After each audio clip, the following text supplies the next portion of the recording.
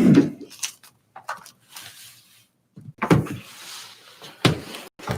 me know when we're good to go. It's ready. Ready? All right, we will call to order the July 16th, 2020 meeting of the Valley County Planning and Zoning Commission. Cinda, can we have a roll call? Commissioner Benton, Here. Cooper, Here. Allen, Here. DeFort, Here. Freeman. Here. All commissioners are in attendance. So just as a note, due to COVID, tonight we'll be holding this meeting a little differently than normal. We're live streaming via YouTube, so the public can watch the meeting live. We also have a telephone here that people can phone into if they would like to give testimony or public comment, or just listen to the meeting. We're also taking public testimony in person, but to conform to social distancing, we're allowing one person in at a time to testify. Alrighty, the first item of business is under Other, CUP 1506 Shoreline Chalets. Okay, so this is CUP 15-06 Shoreline Chalets. William Rhodes is the owner developer of this site, and what he was originally approved for was to build tiny houses on existing RV pads. And that has been progressing through the years. There's such a need for housing. He wants to put some park models on RV pads temporarily, and then they will be moved to a different RV park once he gets the houses built. He is in attendance and he can explain better what he wants to do. But for your information, according to the state legislature, park models are considered RVs. So I believe it's allowed because it's a grandfathered RV park and he can put those in. But it is quite an expense. So I thought I should probably get planning and zoning commissioners' agreement before I say yes, park models are allowed. And he is here if he wants to explain some additional information. Would you like to give us some more information, sir? I'll tell you anything you want to know. I just don't know that I know more than what she said. If you want to step up to the microphone, just so that it's loud enough that everybody can hear. Thank you. So we have cabins. They're moving along nicely now that we've worked out our sewer issue. We should have complete tap in hopefully by the end of this year. We're on the schedule for being annexed into the county or into the North Lake Sewer District. But that's been a real big slowdown for us. We got our first two homes ready for COs tomorrow, if the final inspection goes off tomorrow. And we have three more in the process, but we've had all of the sites where the cabins are going paved so that it would all be paved parking and everything there. And we've had a lot of inquiries about places to stay. And I thought, well, we have the RV park right beside it, West Mountain RV Park, which was, we've kind of run them as one, and both of them were damaged during the windstorm 2008, whenever it was. The trees pulled a lot of the utilities up and stuff. And so we're trying to work that to be prepared, ready for camping. And we thought, well, we would just put these park models on and just move them over there once we got it ready, and it would be seamless, but yet still functional. And if the planning and zoning thinks that's in alignment with what the original plan was, then I'd like to move forward. If they don't, then we'll just keep going what we're doing. Is this at the corner of Dawn Drive in West Roseberry? Mm-hmm. And you said it was a grandfathered? It was a grandfathered RV park that has a conditional use permit for, I believe, like 35 tiny homes. Okay. To replace the RVs as he progresses along. Okay. Any questions?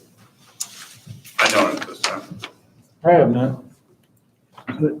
Mr. Rhodes, So by putting the park models on there, you would kind of facilitate your rentals or your, is that it? You know, so you could move ahead with that. Right. So And we then just, you have a site for the park models afterwards, so they can go to another site. correct. So it wouldn't be just money spent for Okay. short term. It would be Yeah. something to where we would use this and then make it available to snowmobilers and things in the winter seasons later.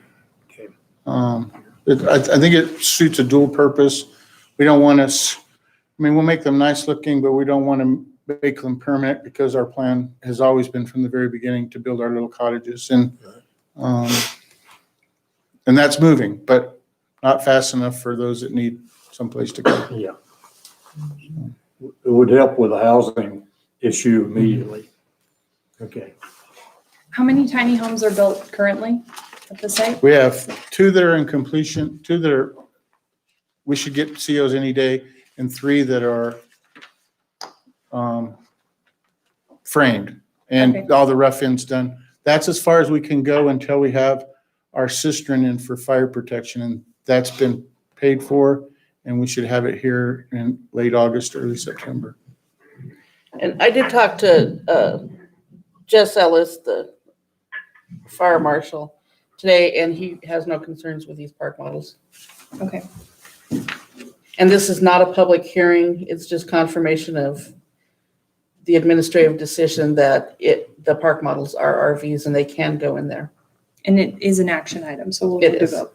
So we don't need a motion on it or whatever. Well, I would like a motion just for the record, Yeah. because it's an expense that he's gonna have to, you know. Madam Chairman, I have no problem with this. Yeah, I don't Go either. forward, I think it will help the housing market. yeah, it's a sensible plan. All right, well, I would entertain a motion. I'll make a motion. I'll make a motion to accept CUP 15-06 Shoreline Chalets. Placement of park models, RV pads. Right, second been moved and seconded, all in favor? it. All right. Aye. All right. Aye. Motion carries. Thank you. Thank you, sir.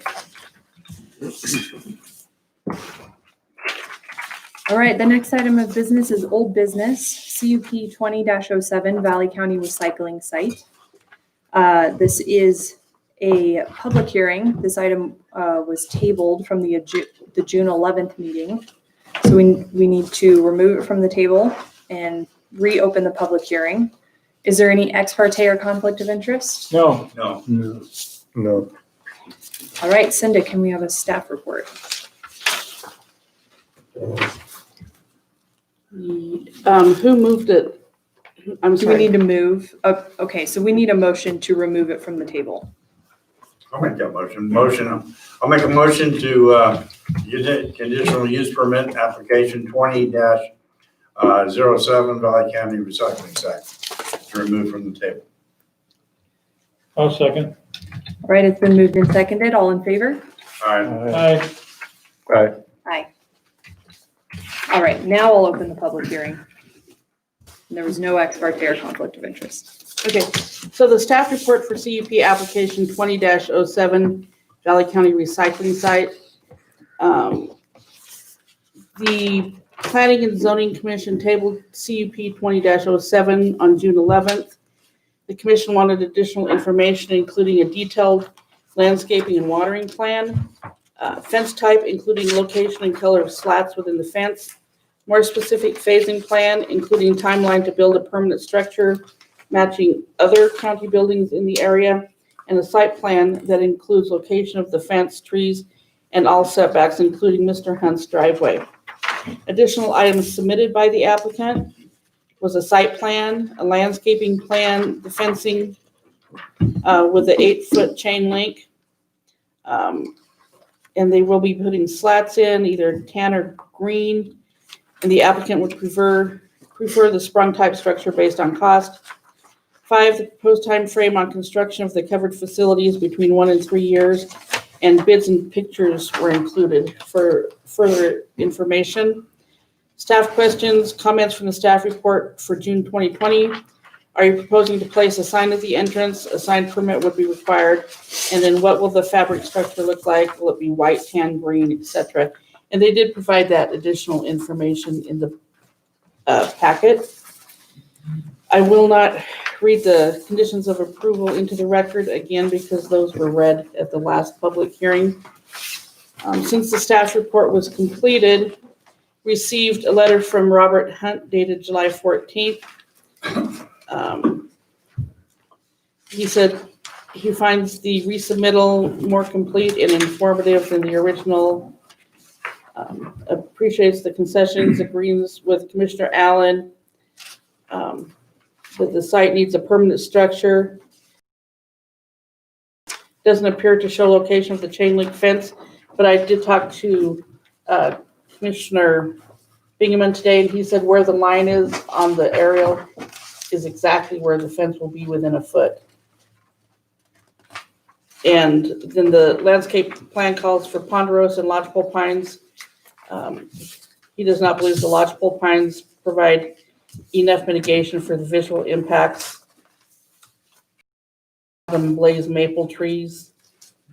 The green or tan color of fabric slats and temporary structure is appreciated, but he does prefer the green. And that ends my staff report. Okay, thank you, Cinda. Mr. Staton, would you like to give us a present? Well, first, is there any questions of staff? I have none. I have none. Okay, Mr. Staton, would you like to go ahead and give us a presentation? And if you could just state your name and address for the record, please, on the phone. Halferty Street in Donley. Thank you for allowing me to join by phone this evening. Cinda summed it up pretty well. We did include a landscaping plan that addresses that border with Bob Hunt's property or Bob Hunt's driveway, and I did receive Mr. Hunt's letter also regarding. That's great. I think that would be good to mix them up. We could certainly substitute some spruce trees for the lodgepole pine. That would not be an issue. There would be a temporary irrigation system to give those trees a good start over the first year or two. As Cinda mentioned, the fencing would be an 8-foot chain link fence. We've learned since the last planning and zoning meeting that engineering is not required for 8-foot chain link. And the county's certainly open to either green or brown colored slats.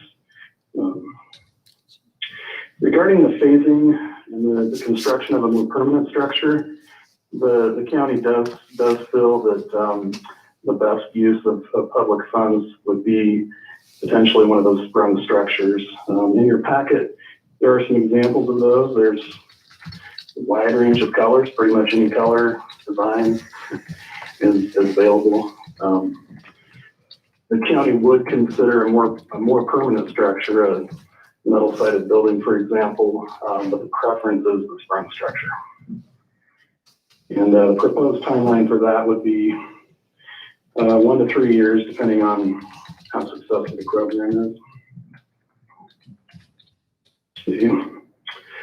I guess to conclude, county feels strongly that the centralized recycle facility will benefit the public overall. It will reduce the cost by the annual cost for the recycle program by about $61,000. The agreement with Lakeshore Disposal for this new centralized recycle facility was signed earlier this week, approved by commissioners and signed contingent upon the approval of this conditional use permit. And if that sums it up, certainly stand for any questions you have. Any questions? Yes, I don't have any. yeah, Mr. Staton, I do have a question. I want to come back to the building. we are constructing this on a permanent Valley County, work center site. And I want you to elaborate just a little bit more on why we need the semi-temporary type structure as opposed to, I can understand that in short term, but as opposed to a more permanent and like type structure on our site there at Lake Fork for a long term. Sorry, sir, I had a hard time understanding that. I think I understand that you're addressing a more permanent structure, questioning that. Is that correct? That is correct. I'd like to revisit that just a little bit. We are at a permanent site there. We have a number of permanent buildings at our work site. And I'm going to make an assumption here that if we go to this extent to move recycling, that we probably are going to be there for a while. And I feel like that we ought to probably maybe standardize our facilities in the long term, if necessary to do. Yeah. So this is, I just wanted to kind of bring that back up with you. Yeah, I do understand that, and I totally understand these sprung structures are not necessarily as appealing to some folks as a more permanent building. Again, it does come down to the budget. I do believe that commissioners, I believe the county would consider, ultimately consider a more permanent structure. These sprung structures, the ones we're looking at, have a lifespan on the fabric of 25 to 30 years, so they're not throwaways. But yeah, I think the county would certainly entertain the idea of investing more into a more permanent building. And yes, of course, we do hope it's successful and hope it's there a long time. Well, thank you, Mr. Zayton. That's what answered my question. Thank you. Can you clarify, the sprung structure would not be installed this year, that would be in a future year? Have they determined when that would be? That is correct. It would be in a future year, and it would be after year one, after 1 year from opening, and before the third year is complete. Will the recycling bins be covered at all in the wintertime? During this first phase, it will not be. There will be covered bins that materials placed in through the sides, but the fenced area will not be covered during the first phase. Of course, with a sprung structure or another type of structure, everything would be covered under that. Is there a phasing for removing the remote recycling site? So, as soon as this one opens, will the ones in McCall, Downey, and Cascade be closed, or will they both be open for a certain period of time? That's a good question. The hope is that this centralized facility would start up mid-September to the first part of October, somewhere in there, and they would not be phased. All three of those depot centers would be removed as quickly as possible. Actually, the county road department has a use for all those materials.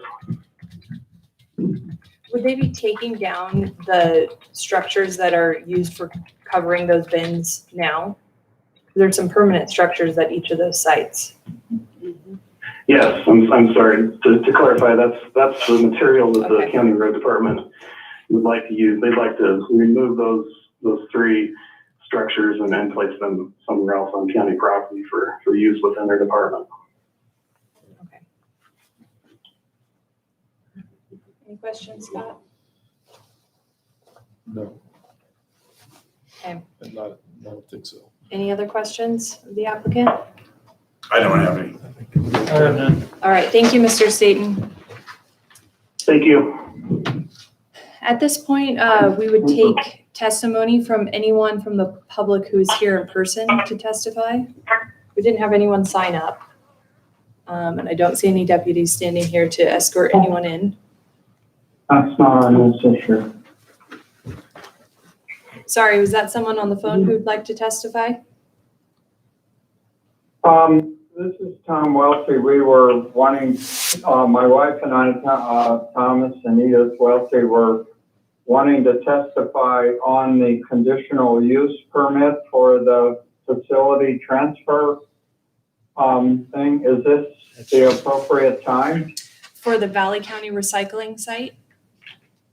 No, the conditional use permit For the, for the Midas Gold transfer site. Okay, no, this is not the correct time. We will let you know when that time comes. Thank you. Sorry for the confusion. That's all right. If everyone on the phone could please mute their phones, that way we can keep a clear channel. All right, is there anyone on the phone who would like to testify regarding the Valley County recycling site?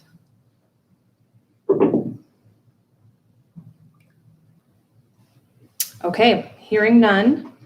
Oh, if you could please mute your phone.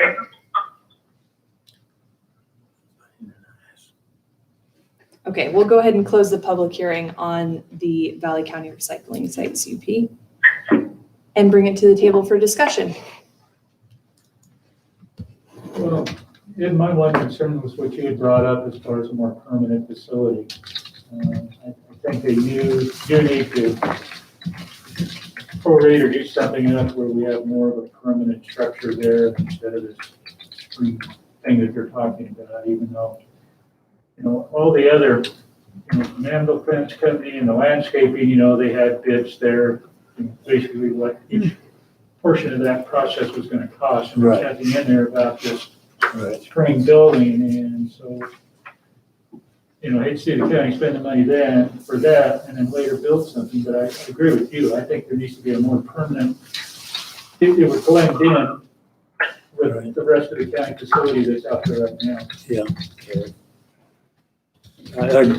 I agree. I'm not saying that maybe they have to immediately go out there and dig it out of the budget, but I think it's a budget process.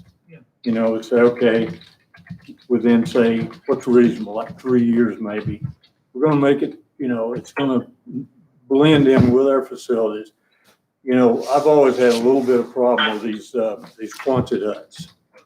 I think that go up around the county, and the road department, the transportation, Idaho Transportation Department kind of started that a few years ago, and it just seems like it's a real popular thing. Well, I assume that they're less expensive, but they look less expensive, and I think that one of the things that we want to do with recycling, it's been a hot button issue.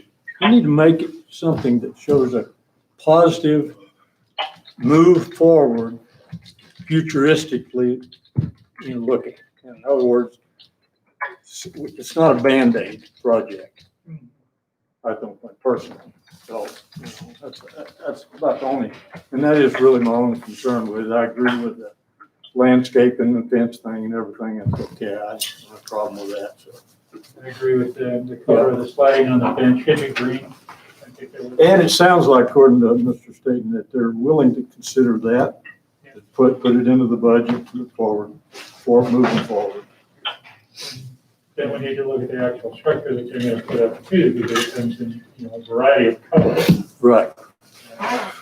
Yeah. Anyway.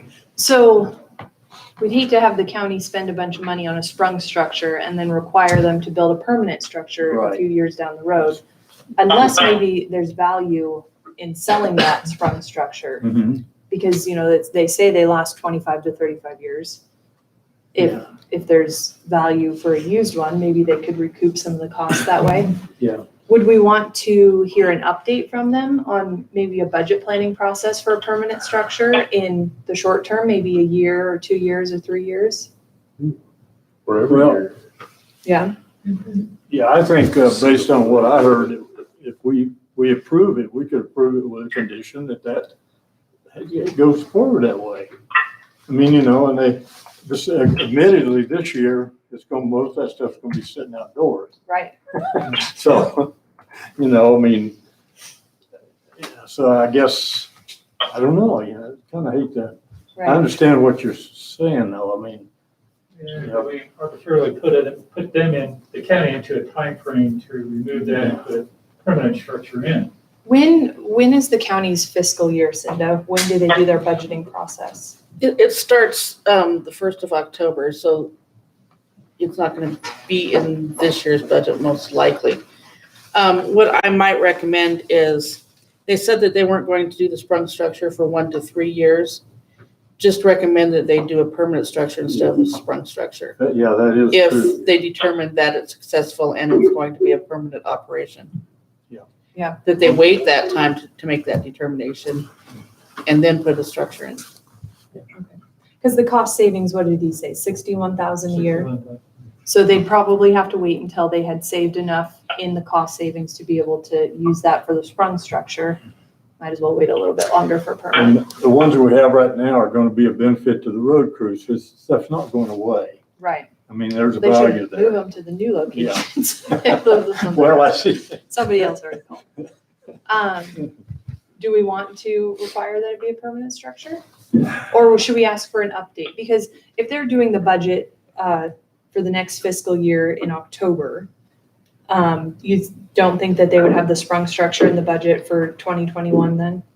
Well, he said they're gonna wait and see if it's successful. Oh, And if it would be doesn't 1 to even 3 open. years before they even do the sprung So- structure. Okay. Makes sense to me in that 1 to 3 years. Why not just plan on more permanent? If it's successful. Yeah, that's what, Then move it permanent, make it permanent. yeah, I'm kind of with you on that statement right there, so. Should we review it in a year to like see if there's better reasoning for why they're making that decision, or should we just require it now? I personally, based on what I'm hearing, so why not just require it? And, you know, they can, I guess they're the one where the buck stops. You know? Yeah, a lot of things can happen in 3 years. I mean, you Yeah. know, so I think it's kind of foolish to buy a spring structure, and then 2 years after you buy the thing, you decide to put a permanent building in. Yeah. You've already thrown good money after bad. Once we do the sprung structure, that's what we're gonna be looking at for the rest of our life. Hey, you're right. Right. Right. Yeah. It won't go away. Okay. So Cinda, what was that condition of approval? If the centralized location is successful, they shall place a more permanent structure instead of a sprung structure. Okay. Sounds good. Anyway, that's my only concern, Madam Chair. All right. Any other discussion? That was my only concern that I had, is what was that? And I think everything else is quite doable, Okay. and it may fail. It may prove that Yeah, maybe. in 3 years, It's not it's a good operation. Gives them an opportunity to look at it. You know, may I add something? Yes. If after the determination is made that it is successful and they just don't see that they can do a permanent structure, they can always come back to the P&Z and amend their CUP. Okay. That's right. Yeah, But this is sending your message that you want the permanent. They can come back and amend if it just isn't possible. We want the county to help set the standard for what we think buildings should look like. Yes. Right. Yeah, I'm not sure why we didn't consider putting those 3 structures up there for that. Right. Move them there. Yeah. Oh, well. Move them over to put a D9 in got there. them all together, you know. and Yeah. get it out of there. You know, until they do get some kind of structure over those dump sites or those bins or something, winter's gonna be. Well, the snow doesn't fall down in winter. You know, they say you put it in through the sides. It's, snow goes Sometimes this that way, north wind sometimes. goes that way. Anyway. All right, so I would entertain a motion if we're ready for that. Make a motion that we approve CUP 2007 Valley County Recycling Site. With the conditions as stated. Perfect. Is there a second? I'll second it. Nope. All right, it's been moved and seconded. All in favor? Aye. Aye. Aye. Motion carries.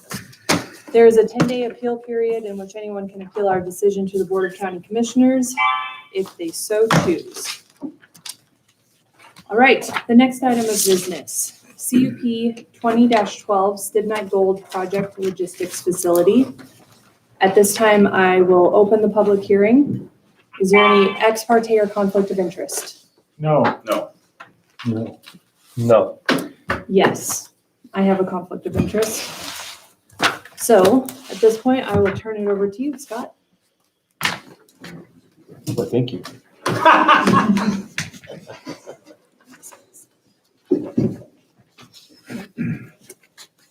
We get the staff. Thank you. Don't get blown up with a horn. Yes. And Commissioner Dufort, you're leaving the facility, correct? Exiting the facility. Okay, thank Have a you. good night. All right, you too. Okay, the staff report for CUP application 20-12 Stidmak Gold Project Logistics Facility. The applicant is Midas Gold, Idaho. Midas Gold, Idaho is requesting a conditional use permit for a facility to support mining operations. The facility is proposed to reduce traffic to and from the remote Stidmak Gold project site. Personnel would park at this site and be required to travel via bus or vans to the mine site. 4 buildings are proposed. So can you ask them to mute their phones, please? Please mute your phones so that it's quiet in here. 4 buildings are proposed, totaling approximately 64,380 square feet of available floor space, administrative office, assay laboratory, warehouse, hazardous materials storage, a core sampling and storage building. Maximum building height will be 30 feet. All facilities will have fire extinguishers and smoke detectors and will meet fire and building code requirements for health and safety. The buildings will be colored to reduce contrast between the facilities and the surrounding area. Proposal include parking facilities, a truck staging area, and a laydown area. 300 parking spaces are planned. 30% of the site will be landscaped, including natural vegetation and reseeded areas. 6% will be for building coverage, 42% for parking driveway, and 22% for the laydown area. The hazardous materials storage building will be used to store hazardous materials. They're generated at the logistics facility prior to being shipped for disposal as per the Resource Conservation and Recovery Act requirements. Electricity from the Idaho Power Company, power line and cascade, individual well and septic systems are proposed. The exterior lighting would comply with the Valley County Lighting Ordinance, and their plan is included in the application. The timing of construction is dependent on completing the permitting for the Stidmak Gold Project, and it would occur over a 3-year period from 2021 to 2023. Mining operations at Stidmak are expected to start in 2023 and continue to approximately 2037. Reclamation and closure activities will take an additional 3+ years. The logistics facility will operate through the end of reclamation and closure and then be kept for other company purposes. The logistics facility would operate Monday through Friday, 8 a.m. to 5 p.m. with occasional weekend use.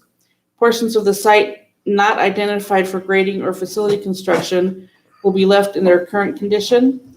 Areas disturbed during construction but not compacted for parking or facility footprint will be seeded with native plant species.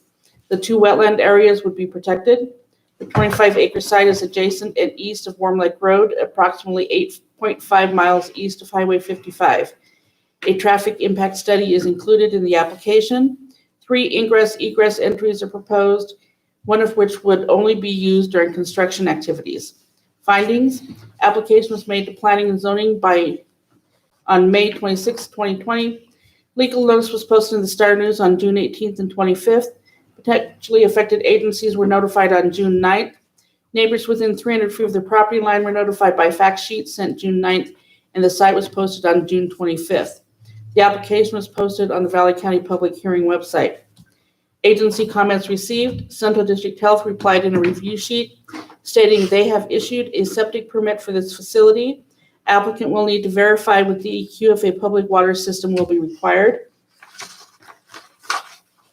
Steve Hull, Cascade Rural Fire District, reviewed the plans. The site is outside of the fire district's boundary. All apparatus access roads shall be built to the International Fire Code Standards 2015. And then he said, see section 503.2.1 and 503.2.3. Flow from well shall be sufficient for the type of building and construction as required by the International Fire Code Appendix B. And he did that review for the sheriff who has jurisdiction because it is not in a fire district. Public comments received, and all of these were attached to the staff report. The proponents stated, and we summarized the core concepts in the letters and then listed the people that responded. So under the proponents, a central location for staging people will reduce traffic and increase safety on Worm Lake Road. Fewer vehicles will result in reduced emissions, sediment, and dust, and will add jobs to the local economy. Those people in favor are listed as follows, or proponents: Dan and Chris Davis, Bet Bruett, David and Casey Brock, and Charles Jamerson. The opponents listed the following issues: negative impact to scenic area used for recreational and backcountry access, would set damaging precedent for future industrial development in the area and create an industrial corridor. Conflicts with a comprehensive plan statement to retain the rural character enjoyed by residents and visitors. What will happen to the site after the mining operation is done? Facility should not be approved prior to release of the draft environmental impact statement for the Midas Gold project at Stibnite. Impact report fails to consider new traffic generated by facility. Impact report erroneously concludes facility will not impact housing affordability. Impact report fails to provide an adequate assessment of noise impacts and how such impacts are to be minimized. Inconsistent with the Valley County Code, maximum lot coverage, and fails to reasonably describe the heat, glare, and light impacts. Fails to address particulate emissions in a meaningful way. Not enough information on water disposal method. The application does not include impacts on wetlands, surface groundwater, big creek, wildlife habitat, and other natural resource use.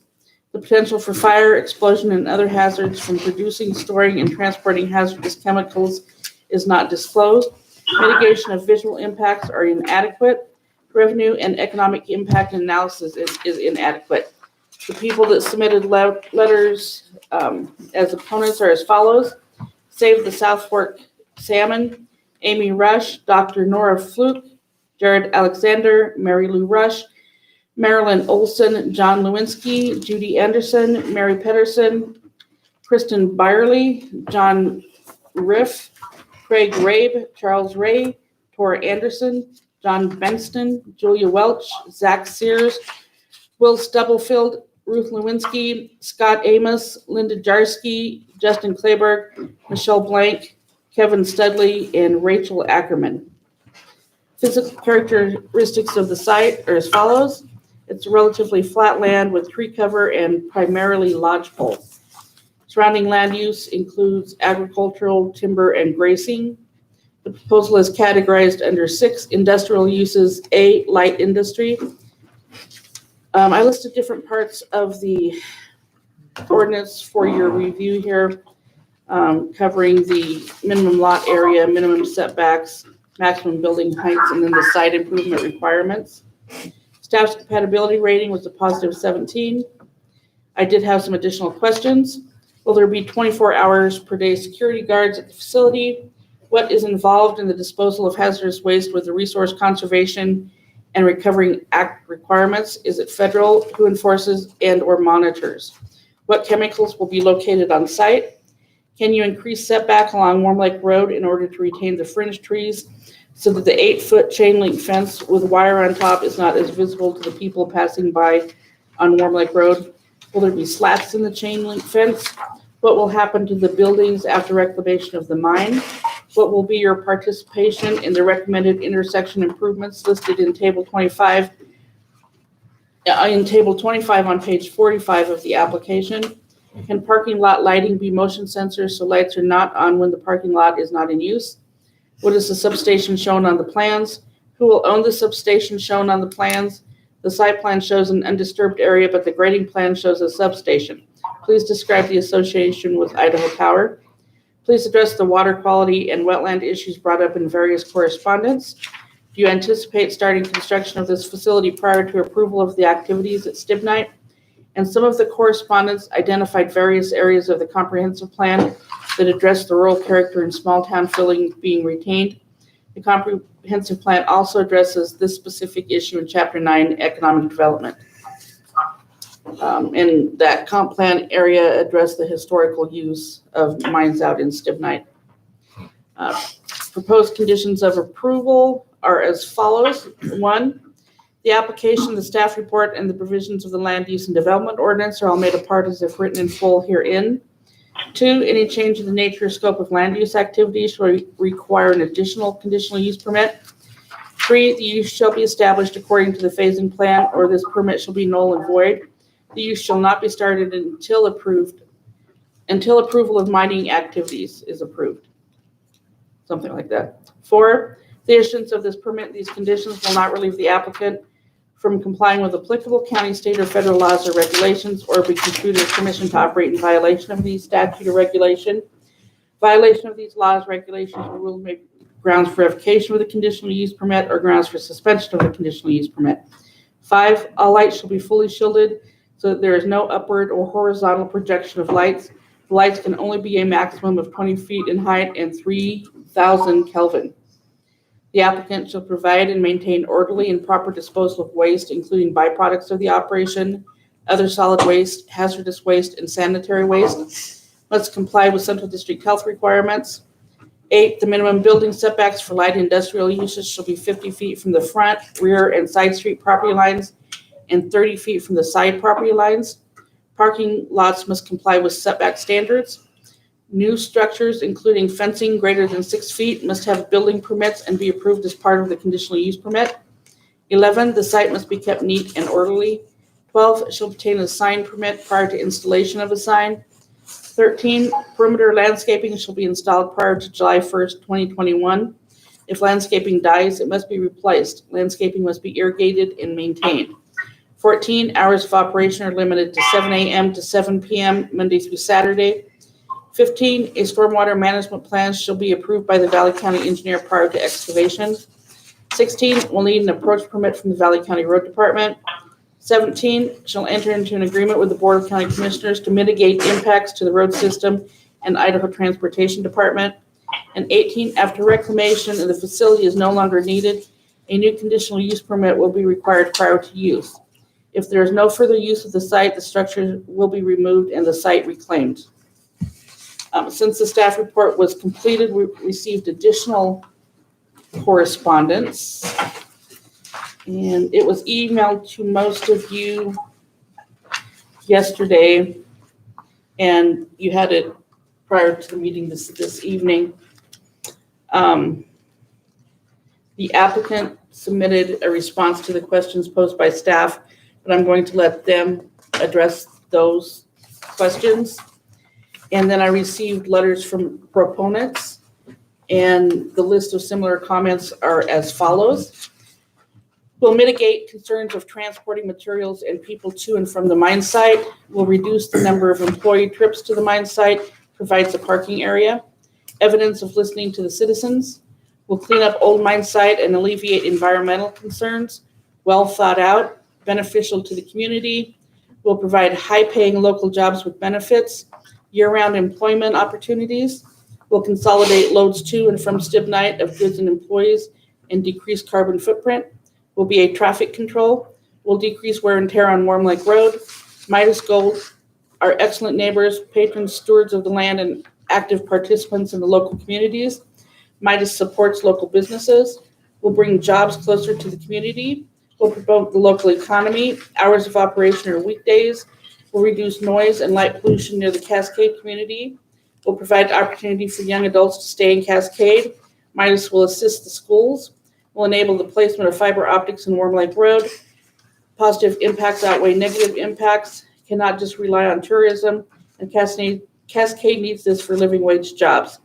Letters were received from Caleb Arnold, Janet Reese, Jack Knobloch, Josh Davis, Brian Hines, Jim Hinson, Gene Tyler, Jason and Tricia Spear, Carol Hines and David Elliott, Carol Arnold, Cease Tyler, Willie Sullivan, Bill Coughlin, Ron Platt, Jean Luce Reval, Ashley and Katrin Thompson, Phil Davis, and Dave and Doris Paulson. And then we also received a number of letters from opponents. The issues identified by the opponents are as follows. Will impact views and environmental health of the area. impacts to the road, will change characteristics of the area, concerned with hazardous materials on site and transporting to the site, application unclear on the gray water storage, will hazardous materials go to the ground or gray water? Describe storage of hazardous materials. Approval would be premature before the EIS is completed.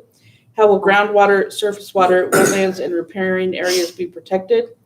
Emergencies will be a burden to the local EMS services, will detract from the stunning beauty of the area, will set a precedence for future industrial development in this area. A Canadian company reaping the profits of a gold mine goes against the comp plan.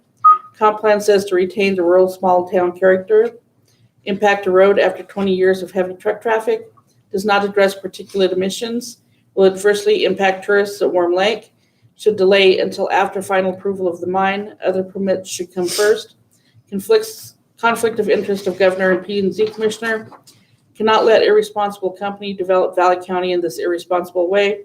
Need a wetland delineation. Conflicts with recreation traffic. Should look at weekend traffic and should be located in town. The citizens that provided these letters were Kara Fowler, Jessica Frieden, Edith Welty, Thomas Welty, Cooper Lambla, Diana Brandt, Michael Irvin, Robin Armstrong, Wesley Keller, Marcine Price, John Robinson, Reese Hodges, Susan Bechtel, Melissa Coriel, and Joey Petrie.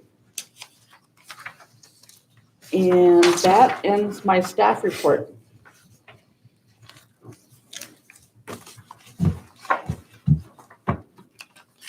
Unless you have questions. Are there questions for staff? I don't have any. I have one question, step for staff. Cinda, do we have any examples of approving something like this prior to, I guess, permit approvals? In other words, seems like maybe there's a possibility of getting a cart in front of the horse on this one. Well, So this is down the road, maybe a couple of years. I just want to know, do we have any example of that type of request? Why are we here now for this one? we are here now because they anticipate using the logistics facility to get the mine going. I understand, but what if there's issues comes up with that? That's still not approved. That's why I recommended the condition of approval, that they not do this until they get their approvals.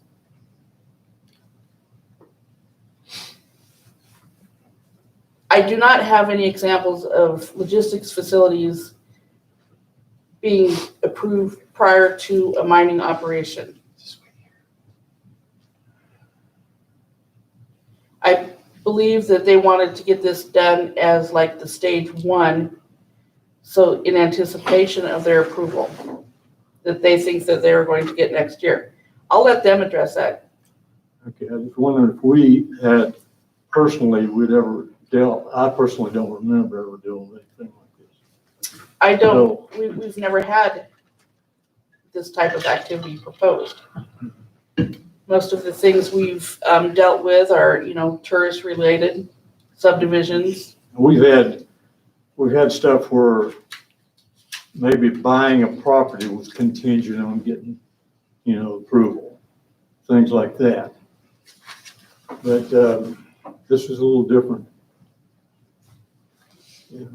And that's why we have the multiple use zone that requires the conditional use permit, because each land use is different. Each proposal. And we can give it individual attention based upon the specific applications. Okay. Yeah, we're reviewing this one based upon the merits in anticipation of an approval of an operation that we do not approve or deny. They're trying to get ready to start as soon as they think that will happen. I understand what you're saying. I just wanted to ask you, I wanted to know if you'd clarify if we have any kind of, any background with this, or we know of any of this type coming prior to getting this? As you know, this is a highly contentious issue. Sure. That's And a why we're big- having this and hearing. a major issue, a huge issue.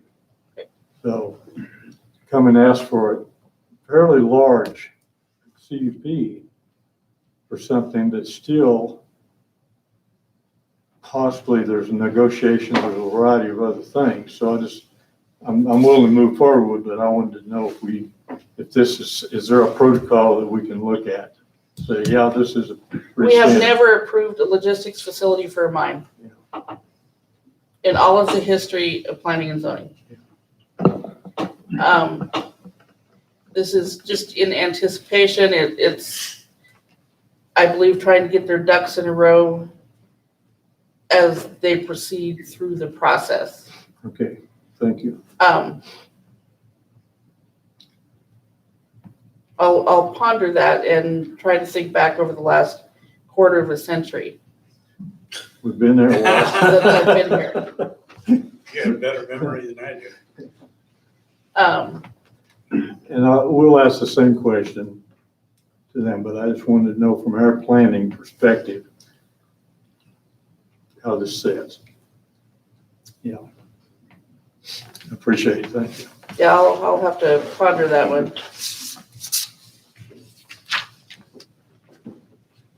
I have no questions for staff. I don't need it. I don't know.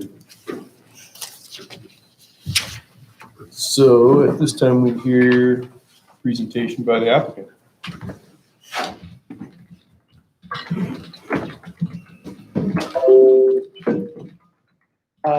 Thank you for the opportunity to come here and present to you guys. Kyle Fenn, I'm the field operations manager for Midas Gold. With me, I have Jordan Nielsen. He's our senior hydrologist. Field any questions. He's predominantly been dealing with power line and road issues. And I believe on the phone, I have John Meyer, our VP of development, also to answer any pertinent questions from that standpoint. So, Pull your mask down so that we can hear you clearly. okay. Won't fog up my glasses that way too. Just kind of want to walk through questions today. It's important to remember again that the role of the permit application is, again, not to debate the merits of the impacts of the Stidmak Gold project itself, but instead to evaluate the logistics facility under the Valley County planning and zoning ordinances and the comprehensive plan itself. We feel that the 250-page application is relatively detailed and exhaustive. And I'm happy to go to have the opportunity this evening to walk through any questions that you guys might have after we kind of run through the questions that have already been stated in the staff report. So again, the function of the facility is to house our administrative, logistics, and lab staff and to bring those jobs closer to home in the Valley County versus the more distal nature that we have out at the mine site. 9 to 5 jobs so that people can come home to their families. It's again, as stated, provide a place for employees to park before being shuttled out to the project site and buses, reducing traffic and reducing vehicle emissions, increasing public safety, and allows us to consolidate a lot of our shippers and receivers loads so that we don't have to have the UPS truck and the FedEx truck running all the way out to the Stidmak. They can drop those deliveries off right there at the logistics facility, and we can consolidate those deliveries. The design of the facility from the beginning, we looked at properties up and down Long Valley for a number of years to try and figure out what the best location is going to be that's going to fit the facility, the traffic patterns coming in and out the best. To keep jobs local, to reduce and consolidate that traffic into one area, to keep it out of the backcountry, The corporate responsibility from Midas's standpoint and the community benefit, we'll be funding tens of $millions worth of public infrastructure upgrades associated with the facility, and we'll cover that here as we run through the staff questions. And some of those include the intersection power light upgrades and that mentioned substation. We want to reduce the environmental impacts function of the facility to improve, again, reducing traffic, the design of the facility to be environmentally sensitive, from incentivizing carpooling, using dark skies compliant lighting, and specific placement of the facility to reduce impacts to wetlands. So we did have the wetland delineations done on the property and submitted to the Army Corps of Engineers. And to our design team, we specifically said exclude these areas from development so that they are not impacted. By, again, placing the facility where it is, with the substation behind a screening of trees along Warm Lake Highway, we're preserving the character of the cities and the tourist hubs in the Valley County itself, allowing the towns to be pedestrian centers for tourism, unencumbered by the employees and the business traffic. So if there's no immediate questions, I'll go through and answer the staff questions that were presented in the staff report. Okay. The first question was, will there be 24-hour per day security guards at the facility? Yes, safety is our top concern, not only for the employees parking the vehicles there, but for the security of the facility as a whole. There will be security guards on site 24 hours a day, 7 days a week. Next question was, what is involved in the disposal of hazardous waste with the Resource Conservation and Recovery Act requirements? Is it federal? Who enforces it and or monitors? I want to take the opportunity to first clarify the logistics facility is not intended to be a hazardous waste storage facility in any sense of the meaning. If anything, the small amounts of waste generated at the facility from the small on-site metallurgical lab would be temporarily stored prior to transportation and disposal at an appropriate waste facility. The waste at the facility in volume and type would be comparable to something along the lines like high school chemistry lab. We've all done that, done experiments in there. It's the same type of materials that we're going to be having in the lab. The volume might be slightly higher because we're doing it on a day in, day out basis. But from a material standpoint, it's pretty much the same. And we've included a list of the different materials that we're going to have at the facility, and I'll kind of run through those. And yes, the program itself is federally regulated. It's a EPA program. The waste from the storage facility will not be stored, or from the mine site will not be transported or stored at the logistics facility. And that's honestly per the rule and the regulations. And I don't want to have to go get the additional permits to try and receive hazardous waste from the mine site. They will be shipped directly to the appropriate storage facility from the mine site, and will bypass the logistics facility wholly. Any such materials generated on site, again at the logistics facility, will be temporarily stored in an enclosed building in appropriate containers and moved off site to regulated disposal sites on a regular basis. And that's per record regulations for different types and quantities. Please mute your phone. Please mute your phones.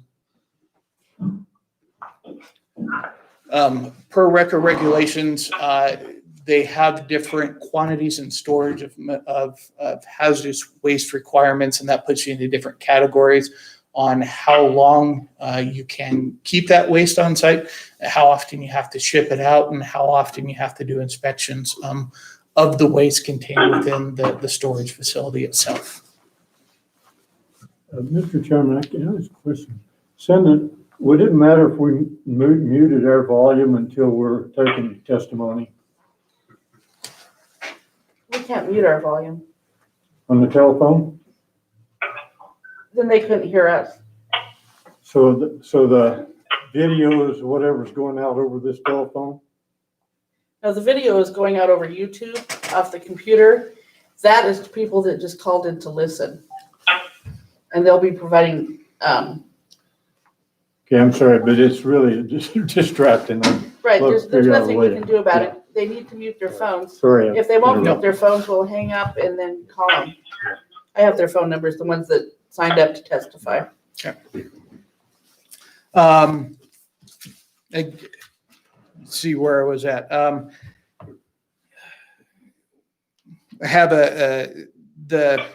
for the Resource Recovery and Conservation Act, the tables that I was talking about, the different generator status that are required from a very small conditionally exempt generator status to small quantity generator to a large quantity generator. It's all scaled on how much of that material that you're generating on site and regulated through that program. We're honestly going to be on the very small quantity generator or the small quantity generator standpoint and regulated underneath those thresholds.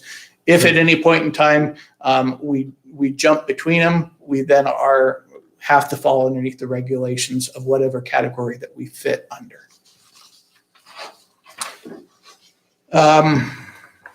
The chemicals that we're expected to have again in the lab itself that we'll be using to process the meteorological samples, and this is included in the handout. I think that's been provided. It's a 37% hydrochloric acid, a 65% nitric acid, a bromine elemental in liquid, acetylene gas, nitrous oxide gas, oxygen, again as a gas, litharge or a lead oxide, solid, iron as a solid, tungsten as a solid, and this is all for processing the metallurgical samples that we pull out of our drill and blast holes as we advance through mining out at the project site itself, and can properly send different areas of ore and development rock to the appropriate locations on the property. So it's a quick, we do the drill and blast or the drilling out on site, pull samples, send it into the lab for processing, and then they move forward with the blasting program. In response to some other comments received kind of around this, there's some about the Emergency Planning and Community Right to Know Act, or EPCRA.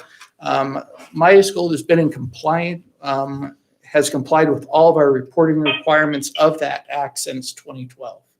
And will continue to do so for all of its facilities in accordance with the law moving forward into the future.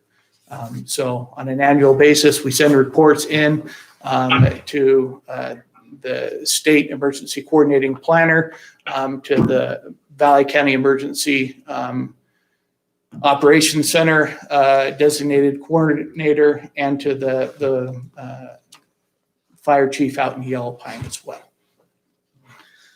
In terms of emissions connected to the proposed logistics facility, I have a written response here from one of our technical experts that we consulted. There had been some public comments and concerns regarding emissions and particulate matter coming out of the logistics facility itself. I'll break down that most of the particulate matter, we're concerned about it from a construction standpoint. And we'll deal with that part of the particulate emissions in a way that is normally done with construction, i.e. Wetting and suppressing of dust. If we see that the parking lots themselves are generating excess dust, the cyclones, things like that, that's easily taken care of with binding agents and things of that nature, especially within a laydown yard type facility. As it relates to emissions from the lab itself, I'll kind of do this in summary. The conditional use permit application proposed at logistics facility in Warm Lake in support of the Stidmak Gold Project is about 50 miles, or the Gold Project is about 50 miles northeast of Cascade. Again, the logistics facility is about 8.5 miles down Warm Lake Road. Commenters requested additional information to support the staff report, recommended conditions of approval of the permit, and among other conditions, the staff report does not relieve the applicant from complying with applicable laws and regulations such as quality of emissions regulations implemented by the Department of Environmental Quality, and that is in reference to condition 4 that Cindy just read out. Estimates and regulation of emissions from the proposal will be timely and appropriately evaluated by the applicant, Midas, in accordance with the state rules prior to construction or installation of that emission generating equipment. And that's in accordance with the rules for air emissions. In event that those emissions from the proposal trigger permitting by the state of Idaho, then an application will be submitted to the Idaho Department of Environmental Quality and regulated through them. So we will need to meet any of those applicable emission standards. As noted in the staff report, commenters requested more information on particulate emissions during construction and operations, plus information on the volume and frequency of vehicle trips, truck and bus traffic to and from the logistics facility.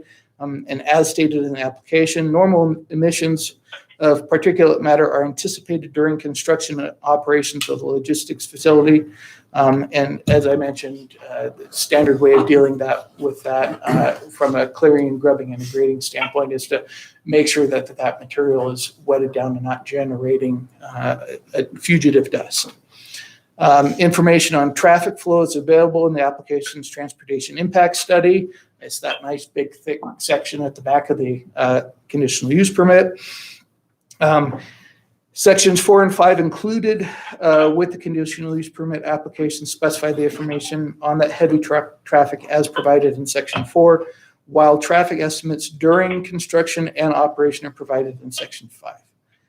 With respect to particulate emissions associated with this activity, the application will evaluate vehicle emissions to the extent required by Idaho DEQ, permit to construct requirements during a timely and appropriate review subject to applicable air quality requirements. During that air quality review required by state law, evaluations of emissions from equipment in the laboratory used during the operation will also be completed to comply with air quality regulations.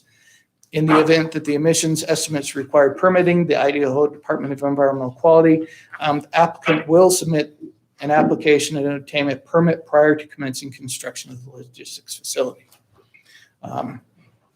Sorry, I was a technical expert. I felt like it was beneficial to read the whole thing coming from those folks.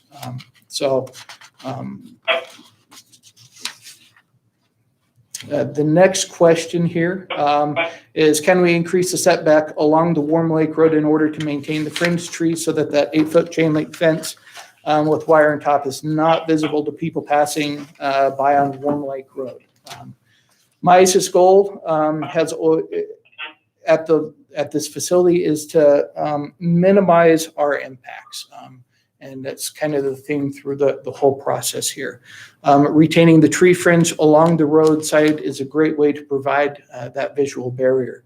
The existing livestock fence at the property boundary is already set about 20 feet inside of the tree fringe. And we're proposing that the new fence would fall along that existing livestock fence. And it's important for us to maintain that same visual character as much as possible through the preservation of natural barriers. And we, again, do plan to absolutely maintain that fringe tree corridor along the roadside to create a visual barrier of the facility itself. The next question was, will there be slats in the chain link fence? Excellent question. I think I've heard that more than once this evening. While we did not anticipate slats, we'd certainly follow the commission's guidance on incorporating slats if desired on the roadside portion of the perimeter fence. Don't feel that's a big problem in the slightest. Can you hold on just a sec?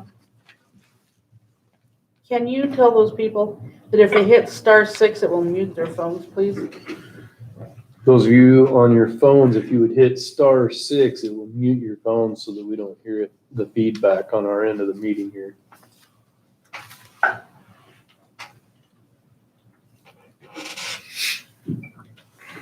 Okay. All right.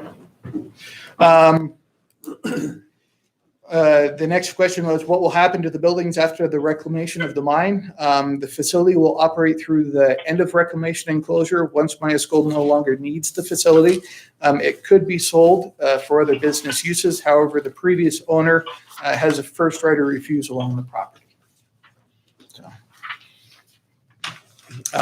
what will be your participation in the recommended intersection improvements listed on table 25 on page 45 of the application? We are fully engaged with the local entities and ITD to design these intersections in such a way that it meets ITD requirements and the community needs. Midas Gold will cover, as required, our portion of the cost of those upgrades. And if you'd like to know more specifics about the design considerations, I got Jordan here who has been dealing with that for 18 months or better, I think, and can answer any further questions on that at this time if there are any. I believe we've provided an example layout of the improvements that are proposed at the intersection of Warm Lake Road and Highway 55. Can you show those to the camera, please? Yep. Let me know. Hang on. How close are you? A little closer. Closer, closer. A little down, not that close. There you go. Perfect. Okay, the letters are backwards, but it kind of gives an idea of what's going to go on there. Thank you.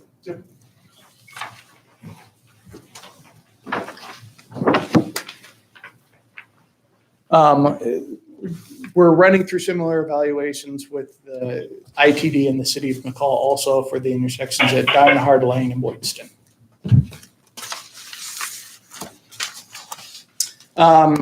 There's no other questions specifically around intersections and traffic.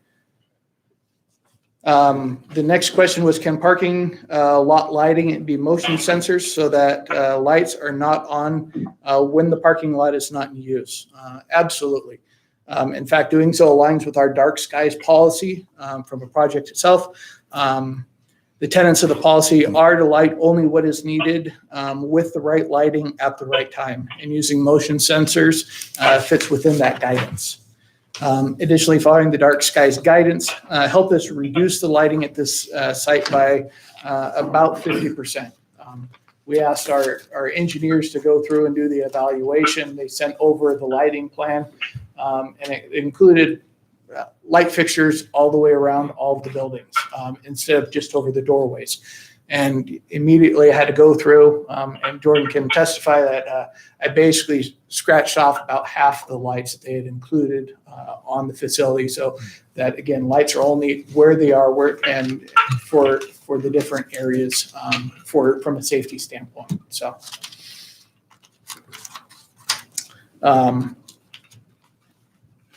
The use of appropriate methods to minimize the light pollution, including LEDs, downward pointing light fixtures, timers, and motion sensors. We're fine with all those and have looked at incorporating those into our plan anyways. So what is the substation shown in the plans? Who will own the substation shown in the plans? The site plan shows an undisturbed area, but the grading plan shows a substation. Please describe the association with Idaho Power. The substation identified on the grading plan is a way to consolidate our project footprint and help some of the existing residents. Okay, please mute your phones. Thank you.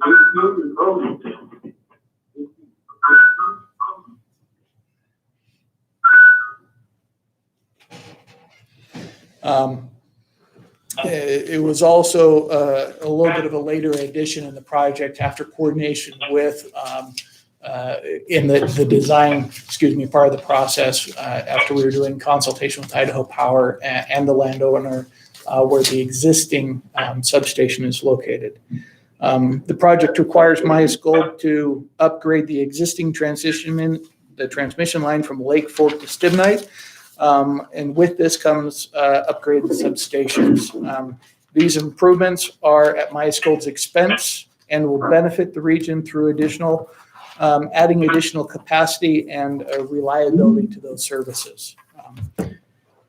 The substations need to be improved. So in consultation with Idaho Power, it was identified that we could move the substation to the logistics facility, and Idaho Power will retain that ownership of the substation.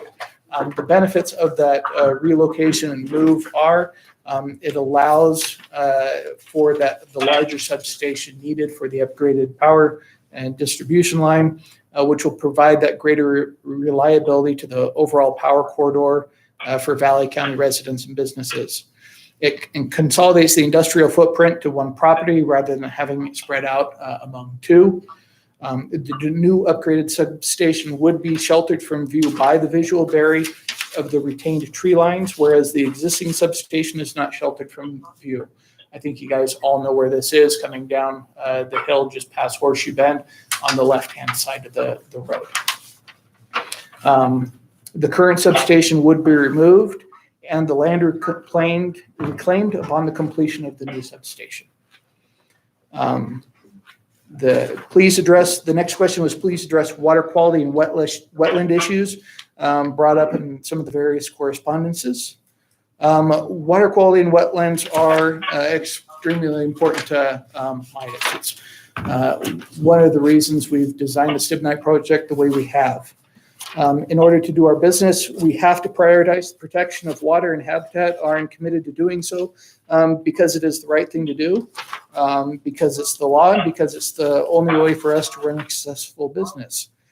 Regarding water quality, there are no existing wells located upon the property to collect water samples from to evaluate groundwater, and it seems premature to drill a well before the first obtaining conditional use permit for the property and the activity for which the well would be needed.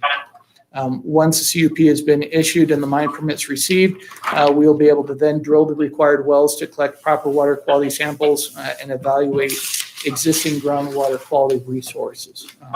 However, the area is also covered and included within a 2005 Idaho Water Resources Research Institute from the University of Idaho, and the link is provided in the comments. The report identifies the regional hydrologic conditions within the valley, which indicate an ability to support the needs of the proposed action. Myers Gold has also collected 13 quarters of surface water quality data from Big Creek adjacent to the proposed logistics facility, upstream and downstream of the property boundaries, and we would be willing and already anticipating to continue that quarterly monitoring throughout the duration of the conditional use permit. Idaho's groundwater quality monitoring and protection website also indicates that that section of Big Creek adjacent to the logistics facility parcel is fully supporting of its assessed beneficial uses. Regarding the wetlands and stormwater management specifically, again, as previously mentioned, we designed the facility to specifically address stormwater management best practices and the parking areas, specifically model known to commonly practiced designs and materials in Valley County. Kelly's Whitewater Park is a great example of a combination of gravel and paved parking areas immediately adjacent to streams within the area. So the Payette River. It is important to note that Myas Gold does not propose to pave all of the parking areas within the facility, as may have been alluded to in some of the comments. The only paved areas will be those around the bus parking, administration, and lab buildings, and the warehouse parking area. Basically, where we have heavier vehicles running, we need a firmer base to be able to maintain and not do damage to the substrate. The remaining areas are proposed to comprise a permeable gravel subbase, which helps support stormwater management. And again, this is again to the combination of the gravel and paved parking areas at Kelly's Water Park, adjacent to the Payette River and Cascade, or the gravel and paved parking areas that service Legacy Park and Mile High Marina adjacent to Payette Lake and McCall. From a wetland standpoint, Myas Gold is not proposing to allow the uncontrolled runoff, as it is recognized that that uncontrolled runoff can have negative effects upon wetlands, and there's an EPA reference for that evaluation. EPA also has other reports out there that the use of wetlands for controlling stormwater runoff, and again, controlled stormwater runoff is key, has been done for decades. So it's a common practice if done appropriately and responsibly. We specifically designed the facility to take in consideration the natural topography and location of the wetlands to avoid these adverse impacts.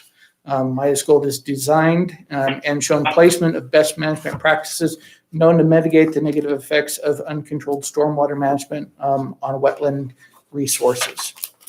Additionally, from a stormwater management standpoint, stormwater management plans are managed by EPA and will be soon transferred responsibility to the Idaho Department of Environmental Quality. And we will work closely through those two entities to ensure that we are in full compliance. As indicated in the conditions and approval section, and in accordance with MISA's best practices and state requirements, a site-specific SWIP will be prepared and submitted to the county engineer for review prior to commencement of construction, and to Idaho Department of Environmental Quality and or EPA, whoever has jurisdictional determination at that time. One last note on hazardous materials or stormwater is that none of the hazardous materials will be stored outside the identified enclosed storage building, thereby eliminating the potential for interactions with stormwater. So again, we thought about this from the very beginning. We designed that waste storage building specifically to eliminate any potential interaction. Standard designs on those buildings are concrete subbase with concrete curbs running out the side, and then building your structure on top of that curbing. So even if something does leak inside the building, it's not going to run out of the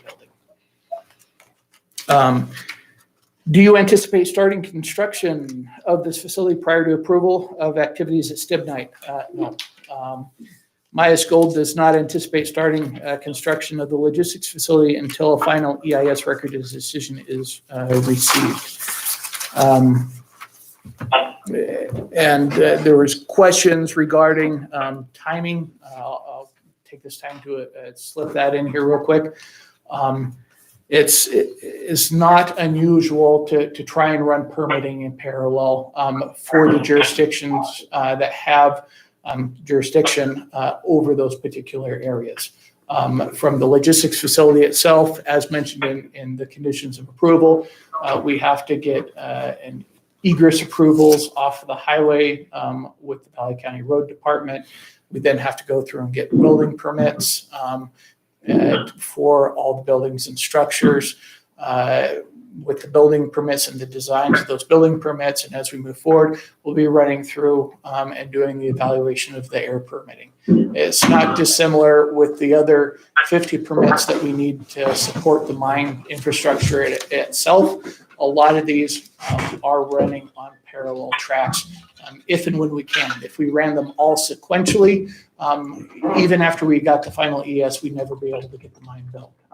It just, all of these things take time, and to be responsible for our shareholders and as a business itself, trying to get into business as quickly and as responsibly as possible is our ultimate goal.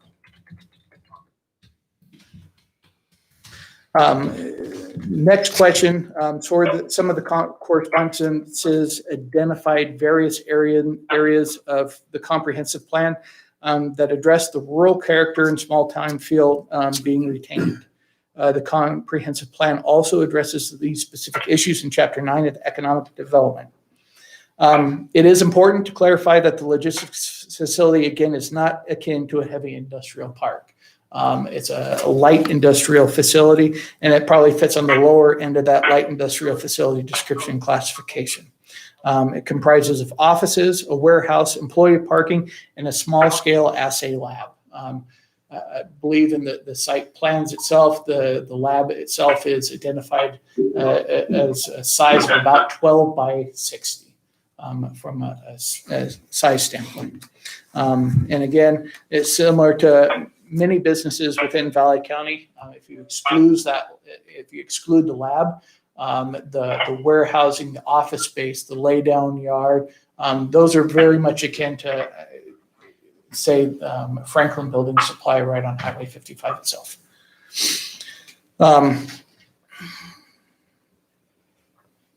As it relates to the comprehensive plan, the approval of the logistics facility directly achieves multiple goals of the comprehensive plan by bringing in private investment, public infrastructure, bringing in a steady year-round jobs, diversifying the economy base, and adding new business opportunity while preserving the character of the region itself. As it relates specifically to Chapter 7, Transportation, Goal 1, Objective 8, Maya's Gold is voluntarily agreeing to fund the needed road improvements at the 3 identified intersections, that could be impacted by our activities, regardless of whether they were already deficient or not. In fact, some of the intersection improvements are needed more because of continued growth within the region and not solely because of any impact we may be bringing. Chapter 9, Economic Development, Goal 1, to promote and encourage activities which will maintain a strong and diverse economy, Objective 3. The objective clearly promotes maintaining the important role of the timber industry, tourism, outdoor recreation, and mining, emphasis added, and agricultural in the local economy. A diverse economy will help the region, whether economic downturns, and an essential industry, mining can and will help build resilience within the local economy itself. Locating the logistics facility 8 miles or 8.5 miles from Highway 55 helps the commission directly accomplish Objective 3 by locating dozens of full-time Monday through Friday well-paying jobs just minutes from the business center and the region rather than at Stidmak itself. Chapter 11, Public Facilities, Utilities, and Services, Goal 2, to assure that new development pays for its own impacts on facilities, utilities, and services. Maya's Gold is proposing to pay for the upgrades needed to offset its impacts to the 3 identifying intersections. This will have a positive impact on the residents and businesses who rely on this public infrastructure and relieve an already overburdened system from a lot of the recreational traffic that we see heavily on the weekends. Additionally, Midas has been working closely with Idaho Power to upgrade the transmission line running from Lake Fork Substation out to the proposed Johnson Creek Substation. This includes paying for all of the permitting, engineering, infrastructure upgrades, some of it already scheduled within Idaho Power's comprehensive plan, and line upgrades with no additional costs due to the existing rate payers, satisfying both objectives of this goal itself. In addition, the realignment of the power line route will move it away from residences, which is an express desire of some of the local land owners in the Little Parasol, Thunder Mountain Estates, excuse me. Chapter 13, Land Use. The area proposed for the logistics facility is designated as a rural area. As stated in the designation, land use in Valley County is multiple use. Commercial and industrial uses are allowed in rural areas, but are encouraged to locate in cities and city areas of impact, villages, and tourist hubs. As indicated in the application, selection of the location for the logistics facility was strategic for the operation of the Stidmak Gold Project, but Maya's Gold staff considered many elements and locations throughout Long Valley before deciding upon the existing location. The existing location was chosen specifically for the recognition of potential impacts to cities and the importance of tourist hubs, and the fact that placing the facility near an urban center may unnecessarily congest a pedestrian or tourist-centric location or interfere with other businesses. Whereas the existing location was distal in nature and surrounded by forested lands and grazing, and thereby reduces the impacts to residents and visitors. By acting as a hub to reduce traffic to the project, it helps preserve the rural characteristics of the roads and area between the proposed logistics facility and the mine site. The logistics facility also allows us to maintain daily commuting by workers from Cascade, Donley, and other Valley County communities, whereas locating at site would not, making jobs less available to local residents, such as those with young families. Locating the facility here will reduce traffic on Warm Lake Road past the logistics facility to site with the attendant benefits. Locating the facility in a community like Cascade or Donley would increase traffic in the communities and on Highway 55 as vehicles from the south continue on to Donley, where the facility there, or those from the north continuing to Cascade were the facility to be located there, and return from whence they came on a round trip standpoint. I think that addresses all of the questions as identified in the staff report.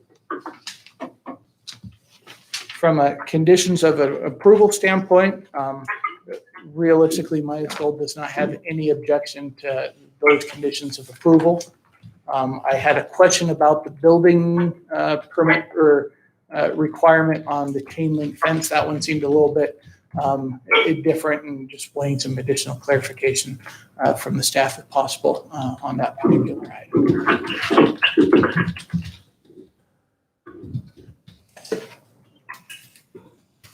Any additional questions? Well, I have one question as far as the, actually, what will be the actual number of employees working at that site on those 9 to 5 hours? On the logistics facility itself? The logistics facility, Not the mine site. Not the It's mine site. 26 to 30 is what we have listed in the plan of restoration and operation and what we're anticipating.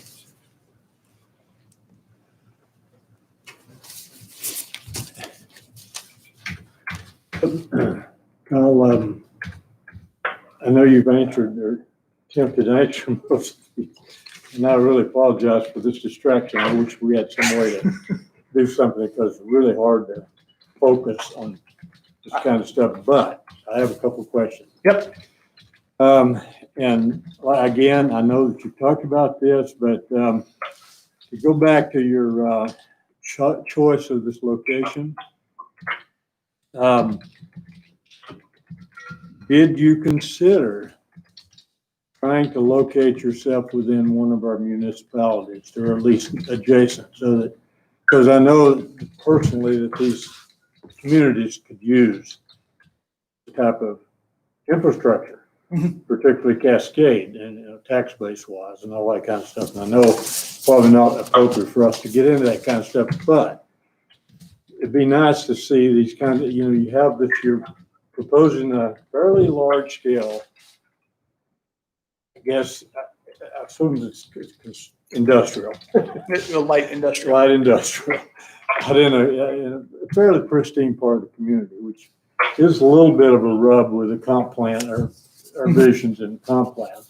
And then also within that same vein, we're encouraging, this type of stuff to be part of our communities if it's possible. And so I guess I wanted to hear from you just one more time at least, what other options have you considered? Yeah. So there are a number of constraints that we had to deal with. Size of property availability, the availability of listed saleable property within the area.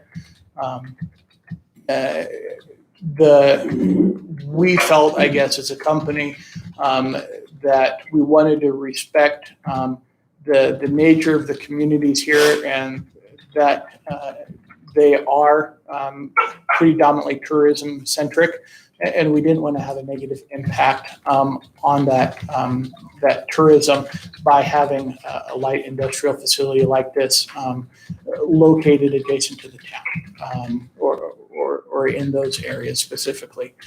We felt that locating it on Warm Lake Road, relatively close to Cascade, 8.5 miles away, it allows for a lot of the benefits that the facility would have were it to be in town, without as many of the negatives of if it were to be located in town.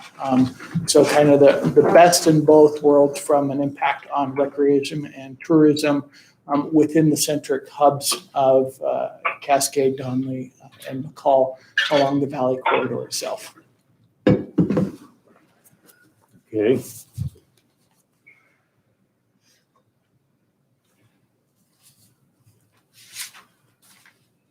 I think you've another question I had, and I think you've answered this already.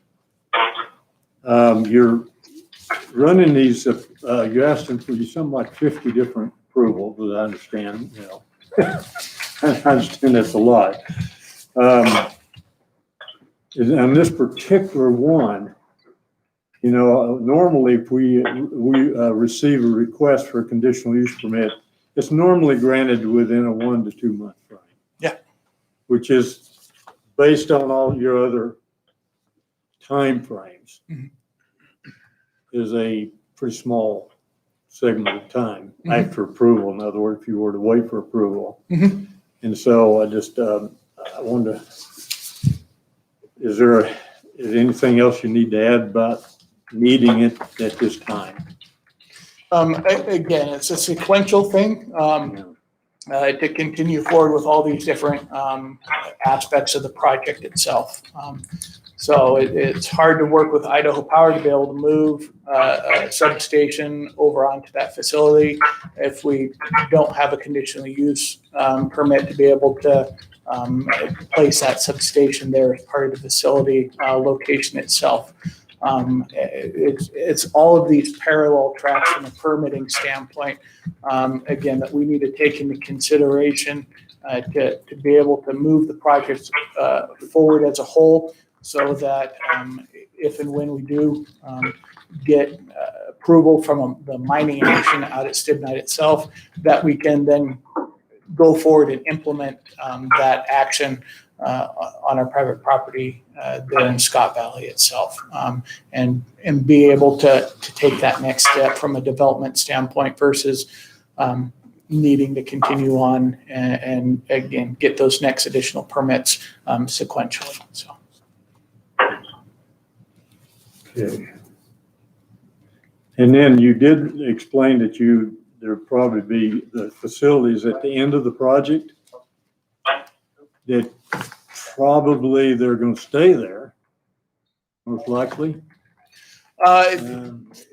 So if we were to retain the property, we would look at probably removing all those facilities. But if Midas itself does not want to retain that property itself and or sell it, we could look at selling the parcel with or without the buildings.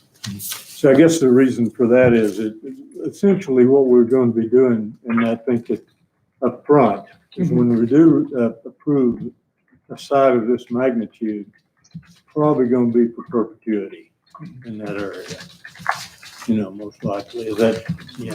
It may be, or it may not. Yeah. Any further uses of buildings would require a conditional use I permit? understand. Okay. Yeah, any change of use. So one last question, will this conditional use permit die in the event that the mine is not approved?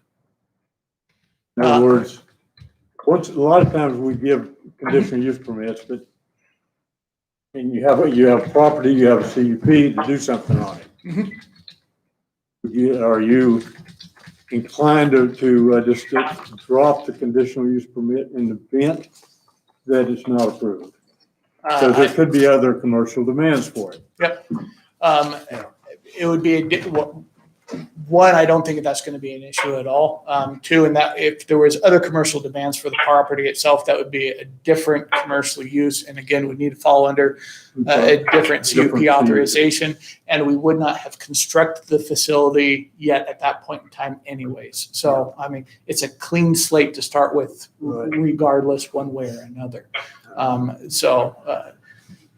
If we don't get the mining permit, we're not going to build the logistics facility there. So having the CUP drop, isn't a big deal. I appreciate it. I realize it's probably a little redundant, but I want to visit this. Yeah. All right. I think that's, Mr. Chairman, I believe that's all the questions I have at this time.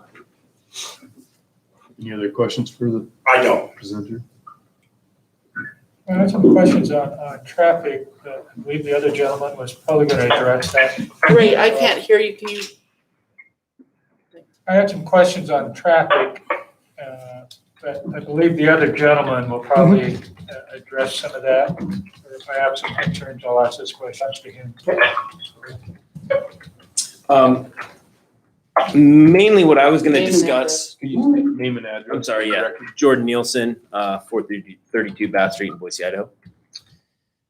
So I was going to address basically the intersection improvement that we're proposing at Warm Lake Road and Highway 55. So currently, it's not designed for what we consider a WB67 tractor trailer, which sort of a terminology for the front axle to the rear axle. That's the distance. It would have a hard time making that turn, going northbound on Highway 55. So we had our engineers look at that, analyze it.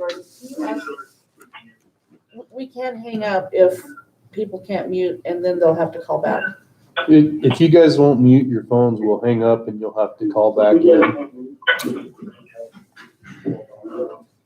So please mute your phones.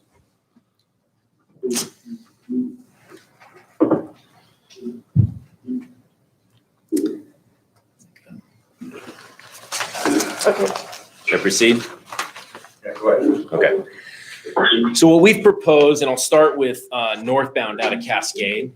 We'll widen the intersection as you approach Warm Lake to create what we call a deceleration or a turning lane to turn eastbound onto Warm Lake Road. Coming out of Warm Lake and heading northbound towards Cascade, we're not really talking about too many improvements except widening the northeast corner of that to allow for that tractor trailer to move through the intersection unimpeded. As far as southbound traffic from McCall, this is where we probably have the largest change to this, is traffic from McCall to Cascade will have a deceleration or left turning lane that will be able to turn onto Warm Lake Road. And at the same time, we'll create a through lane that will allow traffic so that they don't have to get stopped from tractor trailer traffic to proceed on to Cascade. As well as traffic turning off of Warm Lake Road heading south, they'll have a merge lane or an acceleration lane so that they can then merge with traffic, which will kind of help with the flow of the intersection right now. One of the other key points is kind of reducing that skew angle. For anybody that's come up to that intersection right now, you're kind of looking over your left or right shoulder. It's kind of hard to see. You want to reduce that and make it a lot easier for the public to see. That's about all I have, unless you have other questions. Well, actually, the question I had was from the logistics facility to the mine site itself. Which route? Which route? Yeah, which route? Johnson Creek? Okay. No, so what we're proposing is to go up over Warm Lake Summit to Landmark, and then we're proposing a new route. Off of Sand Creek? It's called the Burnt Log Road right now. You continue east instead of heading north on Johnson Creek. You come to that intersection right there, so you'll cross the Johnson Creek Bridge. You'll continue east past the airfield there, and then it dead ends. So it goes about 15 miles or so in dead ends. We're proposing to widen that and then extend that over, if you're familiar with the area, over Trapper Flats and then up near kind of the headwaters of the Reardon Creek, and then finally meet up with Meadow Creek Lookout Road.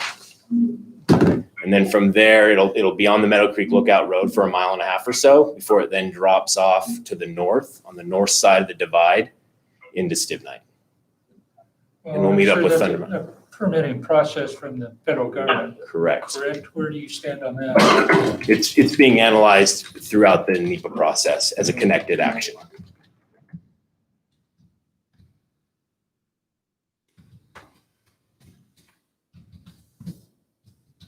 There was a question that after I read through some of this, and I didn't read every word in this, but I picked out a point, as far as the 20 to 30 employees that are going to be working at the logistics site, and then the miners themselves will be bused or banned back to the Stidmak mine.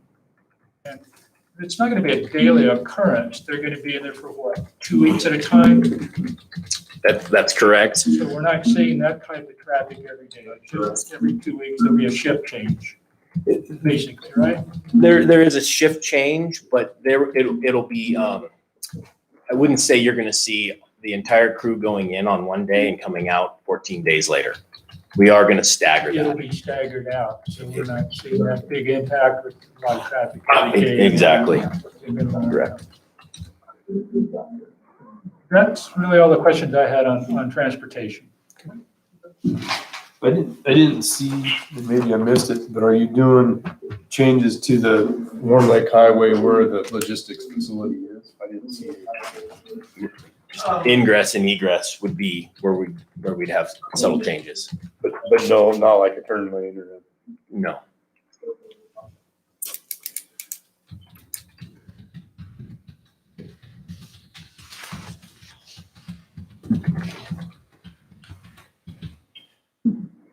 Did they have somebody who was So- calling in too? Well, Did they have somebody that was on the phone too? you'll have to ask them if they have additional applicants that want to testify. Did you have somebody that was on the phone that was gonna talk to Our him? VP of development was on the phone, but it was only to answer questions of a technical nature around emissions and air permitting and some of the development, if I could answer. Gotcha. So I have been thinking about Commissioner Allen's questions earlier, and here's my best response for you, okay? We have already actually issued 2 conditional use permits for Midas. One was for the site at Yellow Pine for the housing, and then the site at Stibnite itself for the housing and all of the appurtenant uses up there. We don't specifically approve mining operations, just the appurtenant uses. I understand. So we've issued those 2 CUPs already. And they have used the Lake Fork site, those industrial buildings there, during their drilling operations. And then they have their current operations in Dawn Lake. In the past, I know that we had different conditional use permits for the Jug Mountain Plan Unit development. One was for the PUD itself, and one was for the sewer, which was an appurtenant use. So those were 2 separate CUPs. I mean, I believe the CUP for the sewer came after Jug Mountain. I don't know that it ran parallel to each other. And then Tamarack, we had parallel CUPs, one for the private property and one for the ski resort, the hill itself. Right. Those are the only related CUPs that I can think of that were just amendments to. Right. And I understand the ones that we've already issued to Midas Gold in the past. And I have to say that we've been very appreciative with the corporation and the work with Midas. So it's not, there've never been issues there. We've been, but one of the reason all those were immediate needs, based on existing operational plans. Yeah, nothing, to my knowledge, has been asked for prior to getting approval for an operational plan for a project, especially this magnitude. And that's, yeah, Did they properly respond to that? This is an anticipation so that they can get right, the moving of the power and everything in place if it does happen. They're trying to get all their planning done. yeah, and, okay, we'll discuss that. Okay, I just wanted to answer your question. Thank you.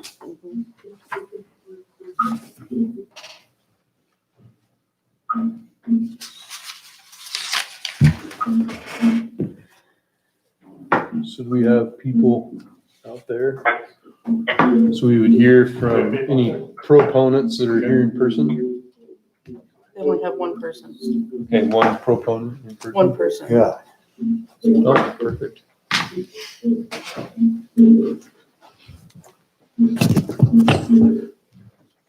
My name is, I'm cameled up so you can't see me. Mark Saban from McCall. I just wanted to step in here tonight and voice my support for the project as they've laid it out. I urge you to, as you look at this, just take it at face value. Let's please not develop any notions about mining and all the other noise that butters around these guys. This company has showed themselves to be fantastic citizens. They're supportive of every part of our communities that they can touch. And I see nothing in their operational plans so far and their operations to this point to show them to be anything except for outstanding citizens. And so I'm just here to support or to voice my support for what they're trying to do. I think it's great to get traffic away from the highway off onto a side road that will allow good ingress and egress without affecting the highway or any more than it would have to. If something like this were stationed along the highway in Donnelly or Cascade, it would be pretty ugly. It'd be traffic to mitigate that would just never end. And so I think that it's smart what they're doing, and I urge your support. That's all. He dropped the backboard, Mark. Oh, I guess he's the only one.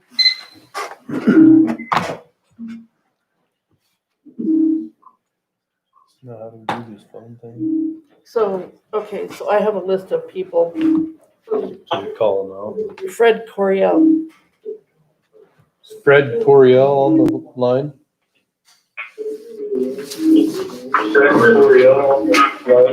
Yes, can you hear me? Yeah. So, we're gonna have to hang up and have people call back. Yeah, this is. Because someone's not muting their phone. So we're gonna hang up and then. Fred Coriel.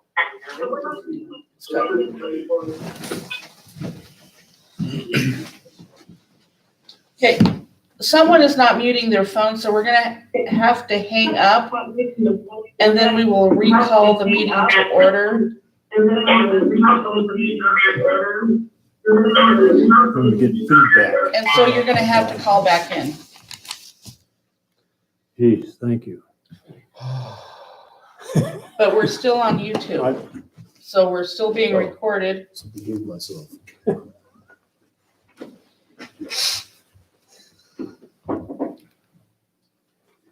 Mike tell them to mute their speakers if they're calling in. That's what's generating that feedback from the computer to the phone.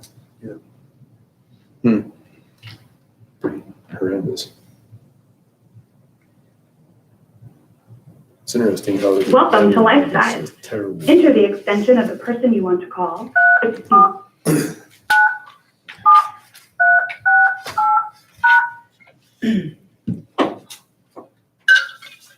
Joining the meeting.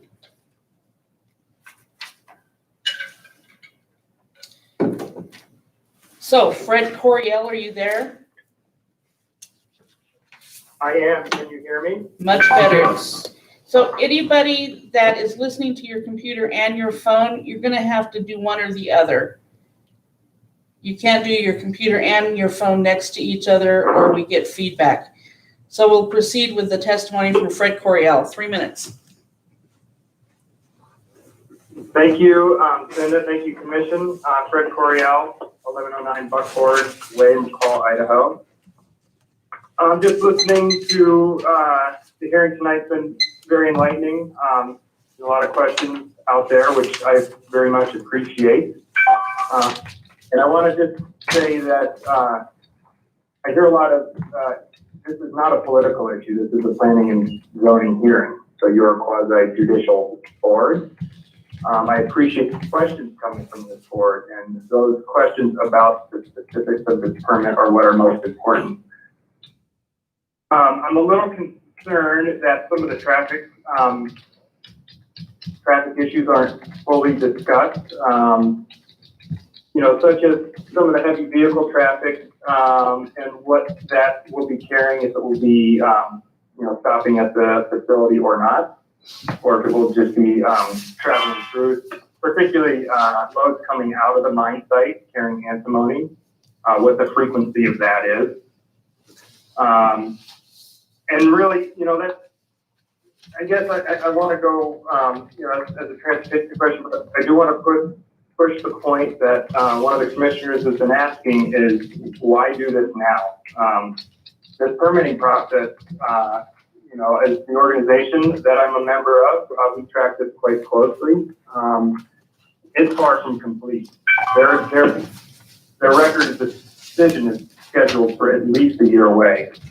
So there's ample time for this to be decided upon. And very much the way this project will look is unknown at this point. Midas Gold has made a proposal. It's being analyzed. And eventually, through this National Environmental Policy Act process, some form or another will be out there for us to understand and see. And I think that is the point at which the Planning and Zoning Commission will actually have enough information to make a meaningful, mindful decision of this use permit. There's kind of a provision in NEPA called project segmentation. And I know it doesn't really apply to local land use planning, but the merit of it simply is that you can't, you approve one little thing, and then you over here and you approve another component of a project on the other side. Well, now you got to connect the middle, so you might as well do it anyway. And that's actually illegal under the National Environmental Policy Act. And to me, this just seems a little bit along those lines. And lastly, so I think that the commission would have the best information by tabling this and waiting until we have a better idea of what this mine project is going to look like. And lastly, I am a little curious about Cinda's assumptions about why Midas, she seemed to be putting words into Midas' mouth, and that's caught my ear, because I never heard them say other than sequencing. But if this takes 1 to 2 weeks, sequencing this a year from now really doesn't, when we have a better idea what this project looks like, doesn't seem like that much of a burden. And thank you very much for time to comment. Thank you.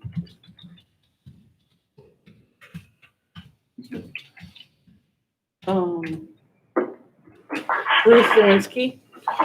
Ruth Lewinsky on the line.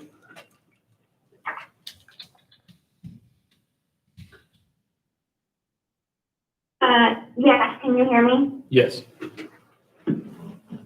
All right. I was born and raised in McCall, and I've spent over 20 years using the Warm Lake Road year-round, hiking, skiing, biking, fishing, hunting, ice fishing, morel hunting, soaking in hot springs, and then I later worked on construction in Bay Creek. Now, I'm almost done with a master's degree in environmental science, and I study medicine at the University of Washington. My academics have focused on how the environment impacts human health. Over the last year, I've conducted research with a group that collaborates with the World Health Organization, World Bank, and International Finance Corporation to analyze the health impact of large infrastructure projects with a particular focus on industrial mining in sub-Saharan Africa.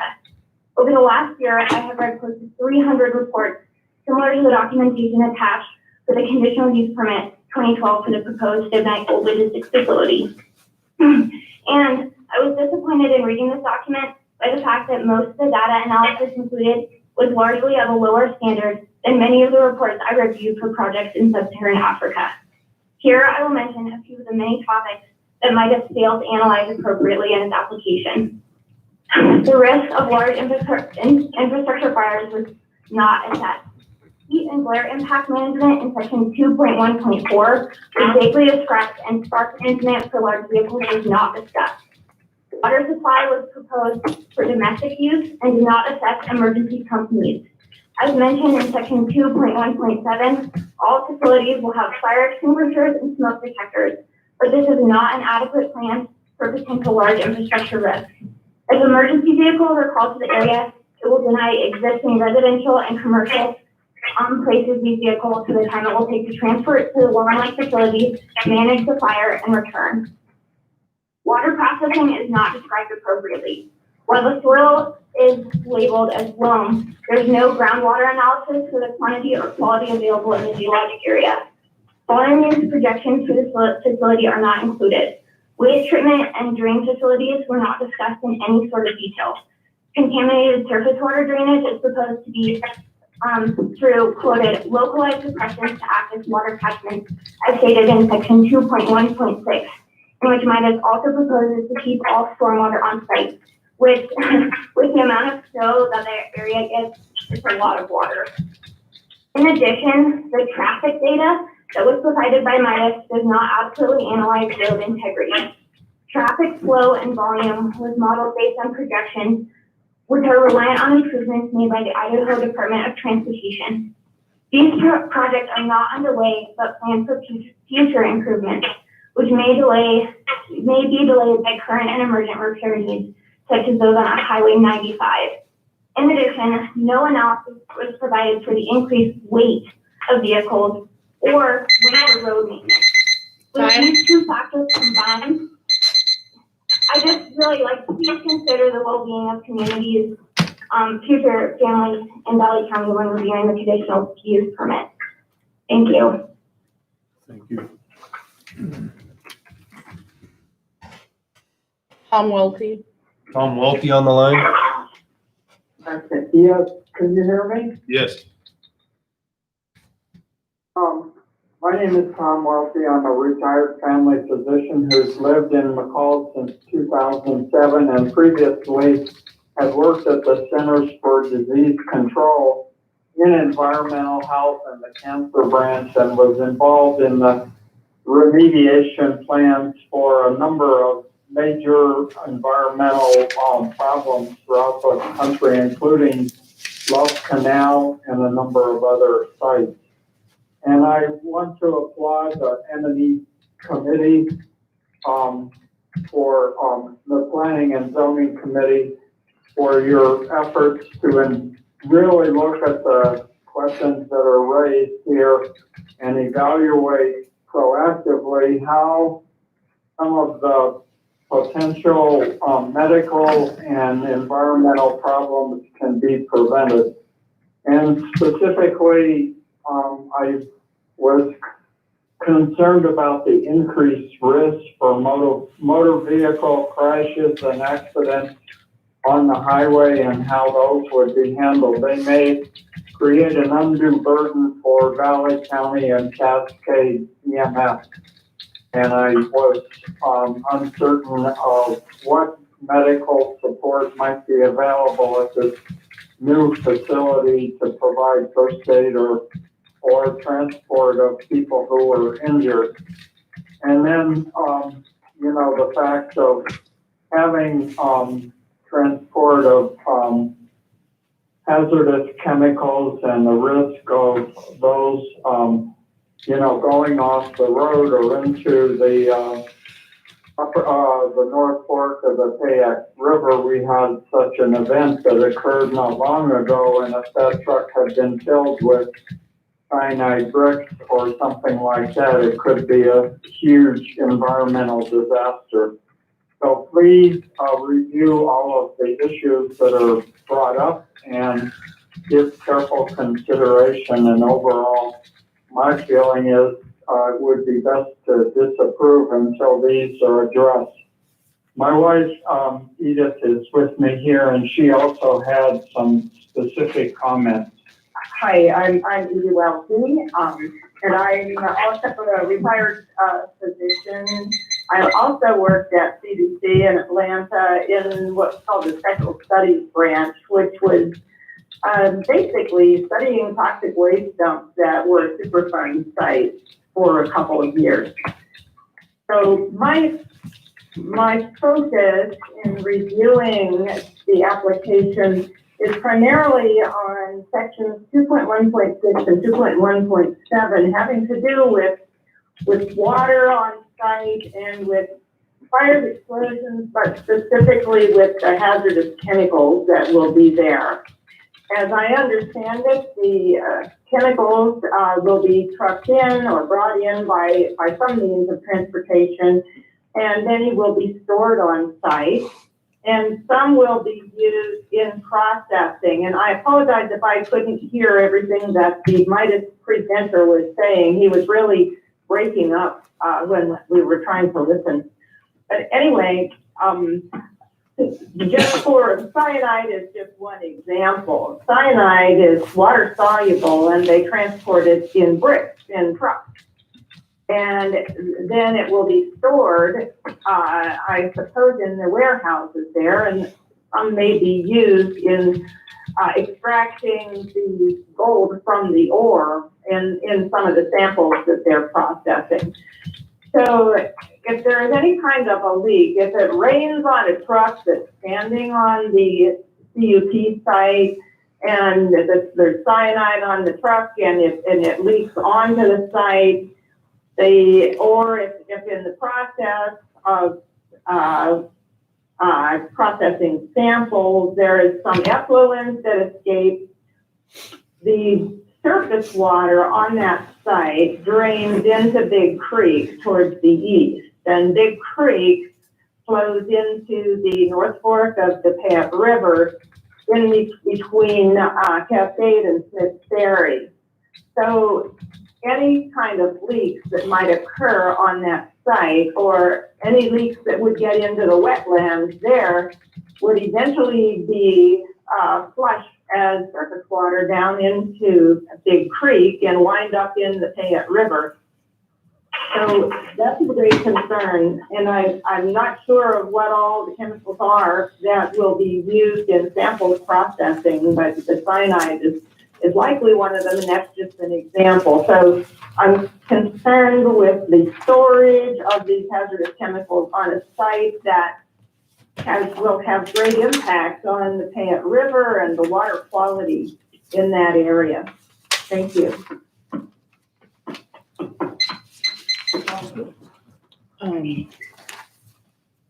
Katrin Thompson? Is Katrin Thompson on the line? Katrin Thompson, are you on the line? We can call her after we get to the list. Mary Hart? Mary Hart? Mary Hart, are you there? We can try calling her. Melissa Coriel? Melissa Coriel, are you on the line?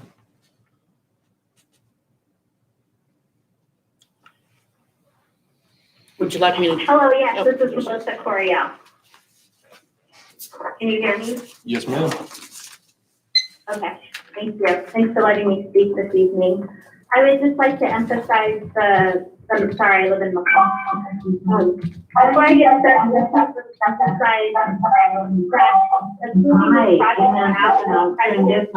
future decisions and the NEPA process. So I strongly urge you to not give this logistics facility your stamp of approval tonight. It is way too soon. I'm wondering how approval of the conditional use permit, how it is, sorry, how does approval of this conditional use permit with associated mitigation relate to the county's ability to mitigate for larger impacts as they relate to large-scale mining operations? So I'm wondering if you will be able to get answers to that question before you proceed with any, with approving the project. I guess that's the main issue that I wanted to address tonight. So,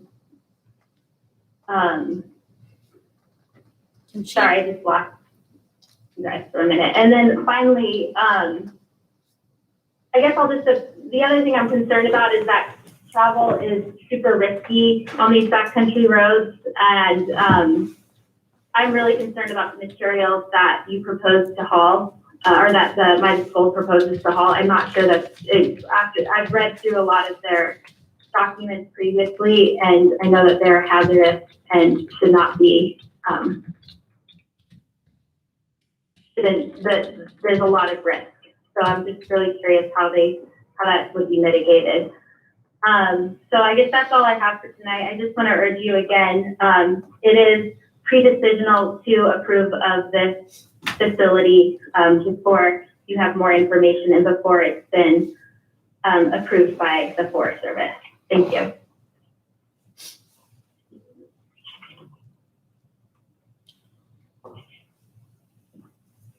Oh. So did Mary Hart come back on? Mary Hart, are you there? How about Katrin Thompson? Are you there? Would you like me to call them? Sure. I'm here, Katrin Thompson. We hear you. Okay. Ashley and I just wanted to say that we would like to see you approve the conditional use permit. Knowing that all the rest of these things have to go in line before they ever can actually do anything. But we were pleased to know that they would have a facility so close to Cascade that they would have good paying jobs for our community and places where our kids can learn skills in chemistry and so many other ways. Tourism is how we're doing it right now with the Ashley Inn. And we wish it was a higher paying skilled job. We have terrific staff, but we wish we could double their pay. And I think Midas Gold would be able to do that, where being in the tourism business, it is a lot tougher. And so I'm excited about what Midas Gold can bring to our community for our next generation.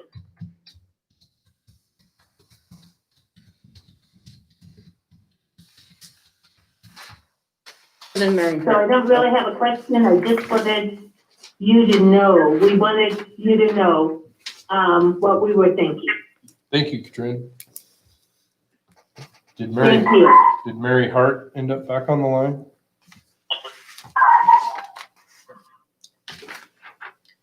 Let me call her real quick. Okay. Can we hang that up or is that up to stay on?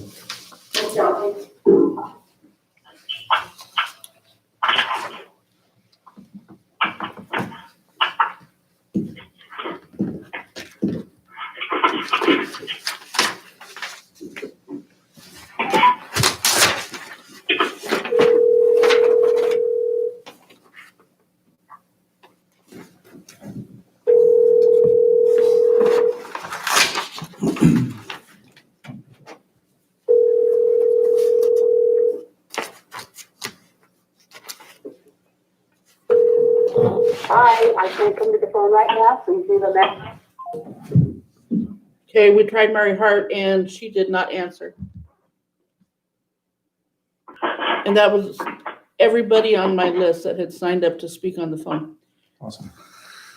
So ask if there's anybody else. Is there anybody else on the phone that would wish to speak? Yes, I would, if you can hear me. My name is Jeff Abrams. I live in McCall. Okay.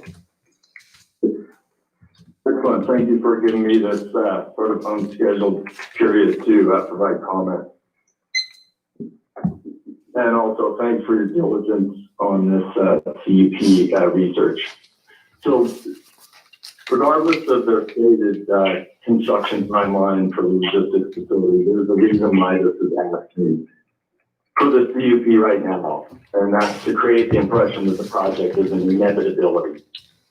It's also set up to give shareholders and investors good news, and that's pretty much it.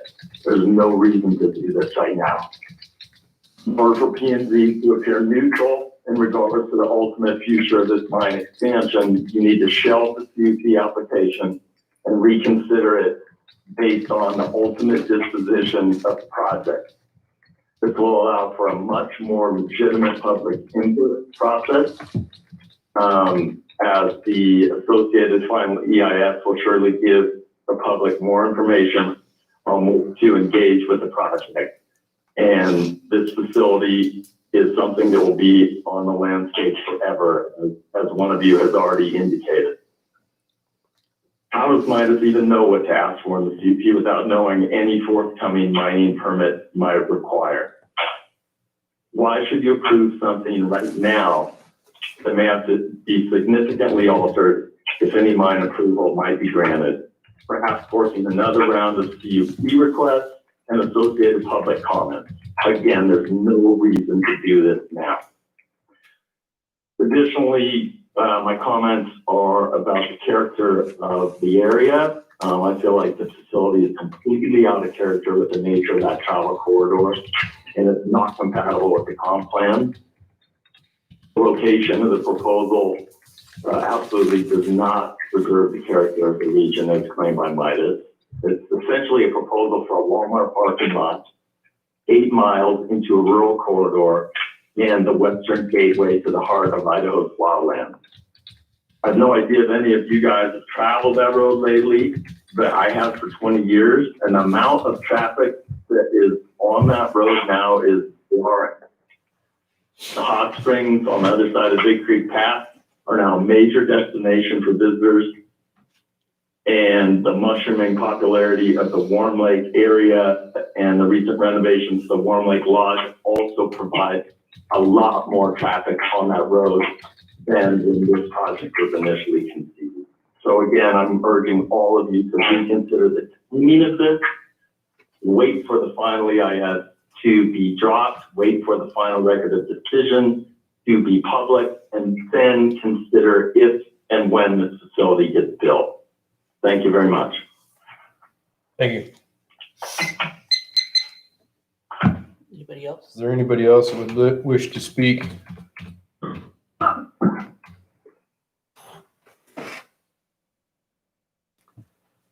One more time. Is there anybody else that would wish to speak?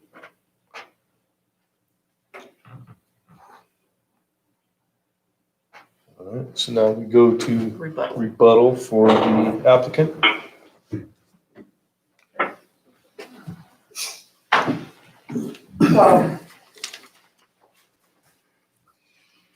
So we heard a lot about sequencing and timing and everything else. And again, I'll start. I'll hand it over to my various specialists and how it kind of relates to the specific activities that they're dealing with, whether it's the intersections in the roads, power line corridor sequencing of other construction activities, et cetera. But it really is just that we're not looking for preconditional, pre-decisional, or anything else. We're trying to be diligent as a company to be able to move the project forward. The mine permitting itself, while it does not dictate the activities that can occur on private property, it does take into account the impacts of those activities at the logistics facility. So there's some purpose and need statements within that that we've put into the major mine permitting itself.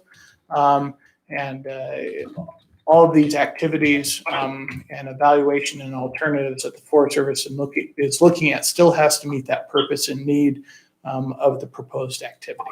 So had a couple people again talk about hazardous materials and waste on the logistics facility itself. Somebody mentioned cyanide being stored on the facility itself and being stored in the warehouse. That's not the case. Trucks of cyanide briquettes, the tanker trucks that those are delivered in, are very specific for transport and hauling of cyanide. The idea behind these tankers is that you can take them from the delivery station out to the mine site, take them to the unloading station, add the appropriate solution into the tanker, dissolve the cyanide briquettes, and move it into the stored silos. That way, those briquettes never need to be taken out of the truck and stored someplace other than in the storage bins out the mine site prior to use within the processing circuit. John Meyer, VP of Development, been in the gold industry for a number of years, and he can speak more specifically on the cyanide transport and those specific types of tanker vehicles if needed. But again, the cyanide is not stored on the logistics facility site. We would basically have those trucks stop and park in the parking lot, along with any other sensitive loads that may be going out to the project site, fuel or other chemicals, and consolidate a convoy so that we can have appropriate pilot vehicles and emergency response vehicles accompany those convoys out to the project site, so that we have the teams and the equipment to be able to immediately respond if there is an incident. To date, we've done, I think it's over 134 different fuel convoy trips or fuel hauls out to the project site since implementation with zero incident. I'd say that our convoy protocols and practices are more stringent than what the Forest Service even follows for their own fueling practices out at the Craftsville Ranger Station. Gordon? Oh, I'm sorry. One last thing. Emergency medical services was another one that was brought up. Again, there's 26 to 30 people located at the logistics facility. These are mostly administrative type jobs, a little bit of warehousing, driving a forklift around. I'd be hard pressed to see that number of individuals being a burden on emergency services right now. Midas' safety records this month, we just celebrated 55 months of no lost time accidents as a company as a whole. And the last one we had was a sprained muscle for somebody wading through snow to be able to go sample wells to do water sampling.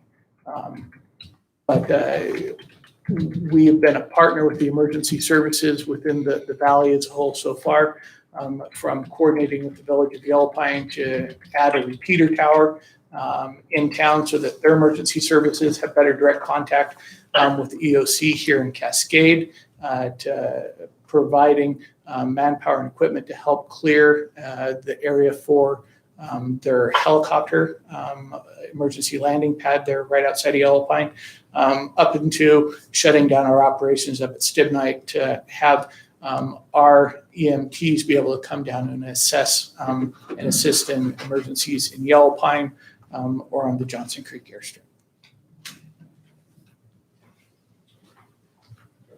I don't have a lot. This is Jordan Nielsen again. I don't have a lot to add other than we're not asking you to evaluate the entire project. We're asking you to look at the conditional use permit strictly for the Stidmak Gold Logistics Facility. That is the point of the NEPA process, is to look at the entire project, and it is, I think, in earnest right now. I think it is also important is we have over 50 permits that we need to get. which takes time. If Kyle mentioned earlier, if it was a sequential process, we would probably go bankrupt before we're able to build the mine. So it's important to get these steps and move forward when we can. I don't know if John Meyer on the line has anything to add. Yeah, this is John Meyer. I'm calling from Eagle, Idaho. I'm with Minus Gold. I think Kyle, you covered the cyanide issue really well. I don't think I need to reiterate that. We're not storing cyanide at the logistics facility. It's not being transferred there. I think that was clear. I think, Jordan, you made a good comment about, the number of permits that we have to get on site. We have a finite staff to do all those permits. And so we have to take a methodical approach to applying for the permit in a logical order. We're trying to do that here with the CUP. We feel we've got the project well defined. We're 4 years into permitting at this point. The logistics facility is an administrative hub for folks like staff, accountants, HR, things that we have a great deal of confidence that we understand the number of bodies and the facilities that we need. We feel that the facility is well planned, and therefore it was a reasonable time for us to apply for the CUP. And again, the 50 permits that we need to apply for, we're also bottlenecked on the ability for the regulatory community to respond to all those permits that you have to apply for. So we can't do this all at once. We do have to do this over some time.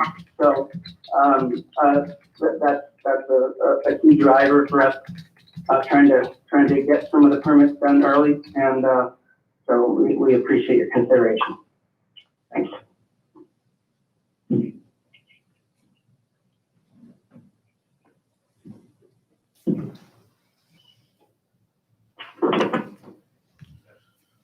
Is that it?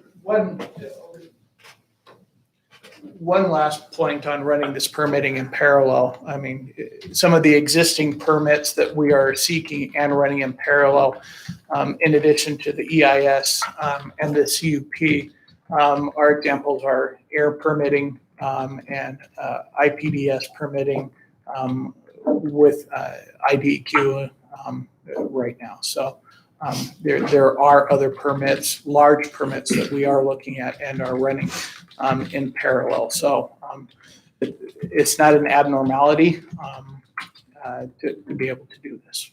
Thank you. I've got one more question I would like to ask, and I think one individual brought it up, or at least something I've been thinking about.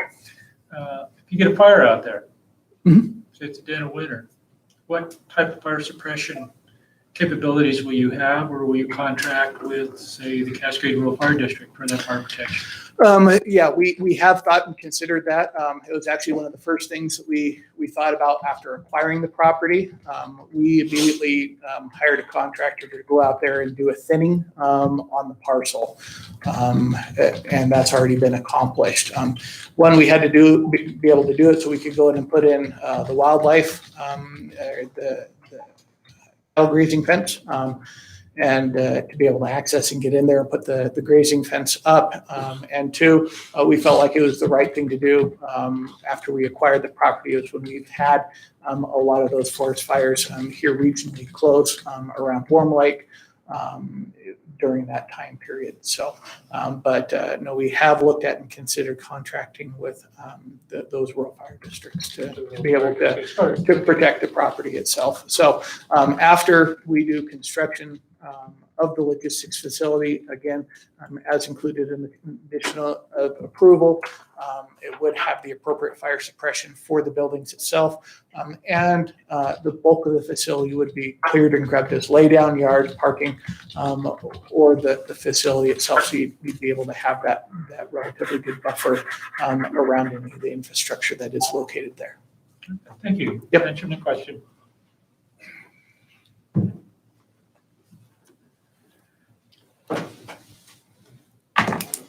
So at this time, we would close the public hearing and bring it to the table for deliberation.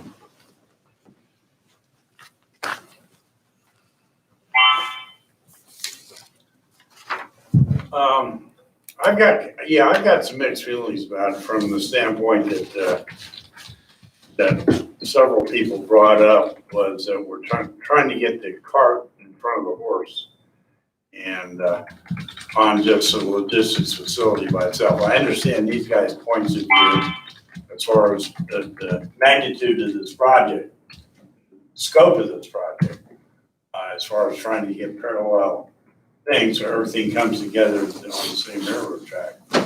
But I'm not so sure if the logistics center is that strategically important right now versus the environmental issues that they still have hurdles to jump regarding water runoff or any other main facility. So that would be kind of piggybacking on what you said earlier. But that's just my feeling. That's, you know, I get from a business standpoint, I get their point of view totally on the logistics of doing a parallel deal. But based on the testimony, based on some of the letters that we've received, I'm not so sure right now the logistics center is something that they need right now. So, and I could be completely wrong on that, but that's just my point of view.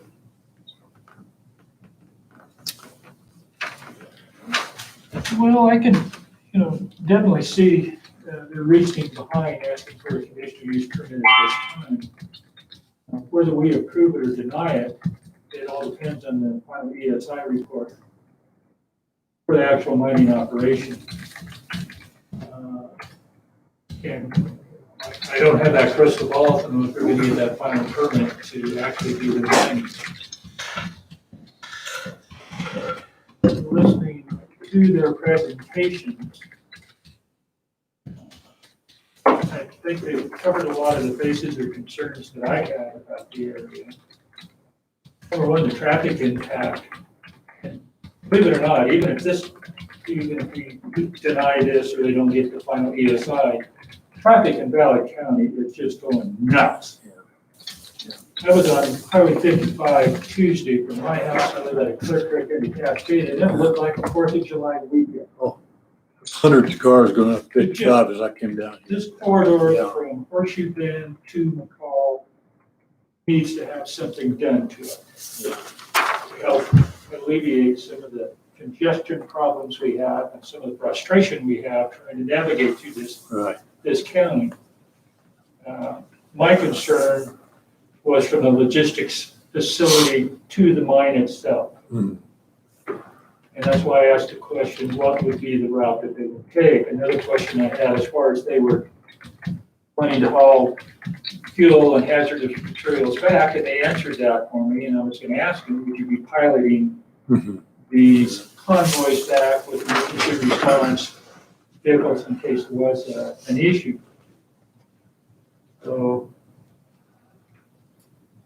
like I say, I can really understand why they're looking for this conditional permit at this time. And it's kind of getting their ducks in a row. And if the final ESI is not approved, there's no money.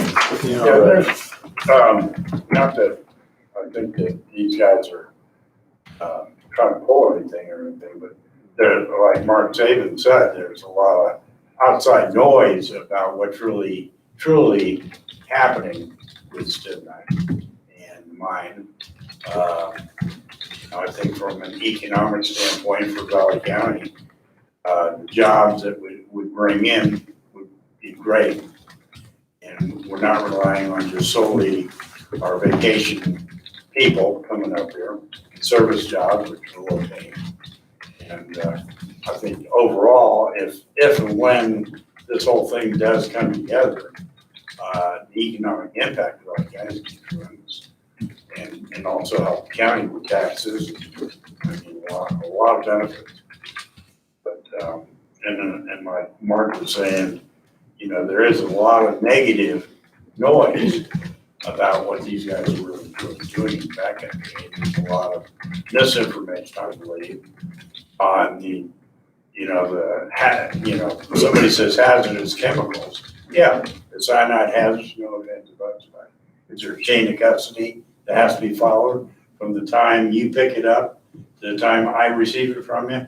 Absolutely, that chain of custody thing is mandatory. And everybody who comes in contact with that shipment is on that chain of custody. So, I mean, there's I used to have an industrial chemical franchise years ago, and we started doing that way back in those days.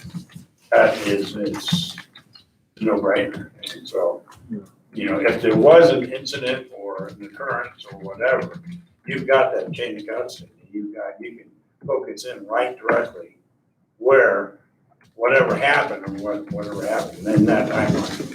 So. Right, what happens if, okay, it's my turn, okay?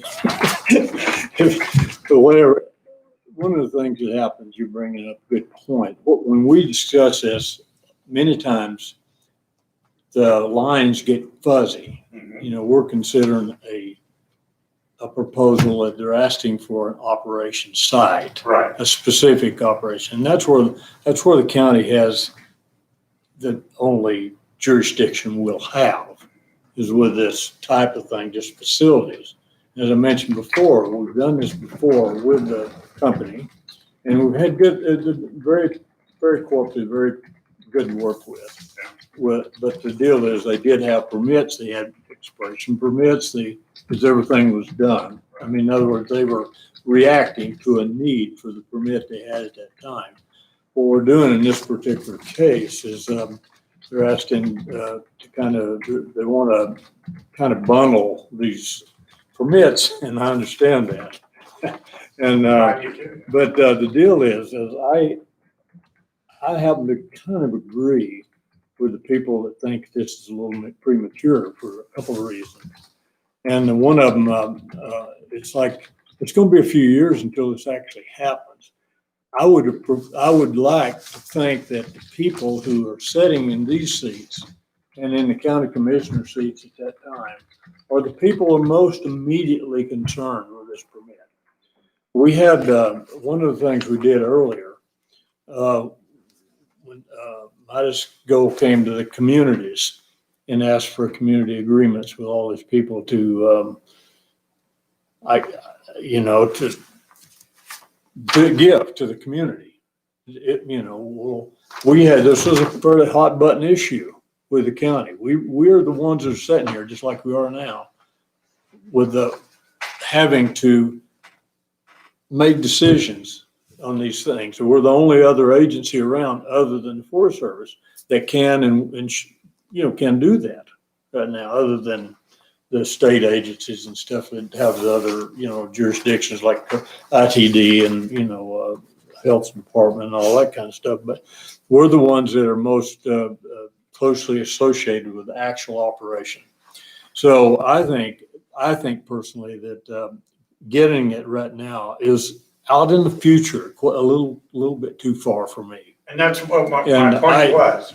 I think that we're going to have different commissioners that time. We're going to have different P&Z members. And I think that we're going to have changes in the county. There's a lot, just like we brought up just now, the traffic thing, all the building that's going on. There's a huge amount of things happening. We got Trident. We got all these things hitting us.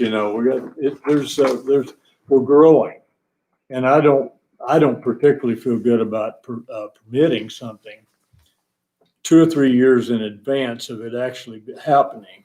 When I think what can happen, they've got a good plan on the shelf, and our process typically takes 1 to 2 months.